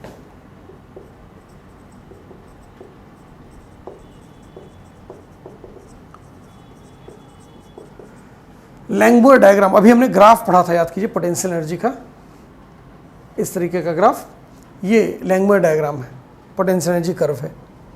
और लिविस डॉट स्ट्रक्चर से इलेक्ट्रॉन की शेयरिंग, लॉस, गेन दिखाया जाता है।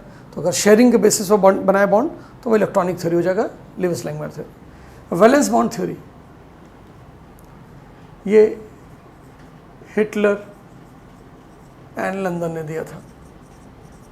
न तो ये जर्मनी से थे, न तो ये हो सकता है लंदन से हो। हिटलर और लंदन नाम के साइंटिस्ट, लंदन फोर्सेस आगे चल के पढ़ेंगे, वांडरवाल फोर्सेस का एक और नाम होता है, तो इन्हीं का ही प्रपोज्ड वो थ्योरी भी है। इसके सिवाय हुंड्स एंड मुलिकन, इन्होंने मॉलिक्यूलर ऑर्बिटल थ्योरी दिया था। तो वैलेंस बॉन्ड थ्योरी से हम अपनी बात की शुरुआत करेंगे नेक्स्ट लेक्चर पे। टिल देन बाय बाय, पढ़ते रहिए, बढ़ते रहिए। अब नए चैप्टर जब आ गए तो पिछले चैप्टर का रिवीजन भी साथ साथ होते रहना ज़रूरी है। तो मिनिमम आपको क्या करना है, रीडिंग में नोट्स रिवीजन, नोट्स तो खूब बड़े बड़े आपको मिल गए हैं, 10 लेक्चर में आपने नोट्स बनाया होगा तो बड़ा हो गया होगा, उसको समराइज कीजिए, खुद समरी बनाइए। समरी बाद में जब आप रिवीजन करते हैं एग्जाम के पास तो सेल्फ मेड होना चाहिए, ठीक है। तो ये बहुत काम आएगा बाद में रिवीजन के। और NCERT, word to word, line to line, between the lines, exercise के सारे क्वेश्चन को सॉल्व करना, एग्जाम्पल्स को देखना, टेबल्स को कंपेयर करना, एक दो टेबल अभी बताएंगे हम आगे। तो ये सब बातें एनसीईआरटी बहुत डिटेल में पढ़ेगा। डायग्राम को देखिएगा अच्छे से, निहारते रहिए एकदम, एक एक एंगल देखिए उसका। और ये तो रीडिंग हो गया। Question practice.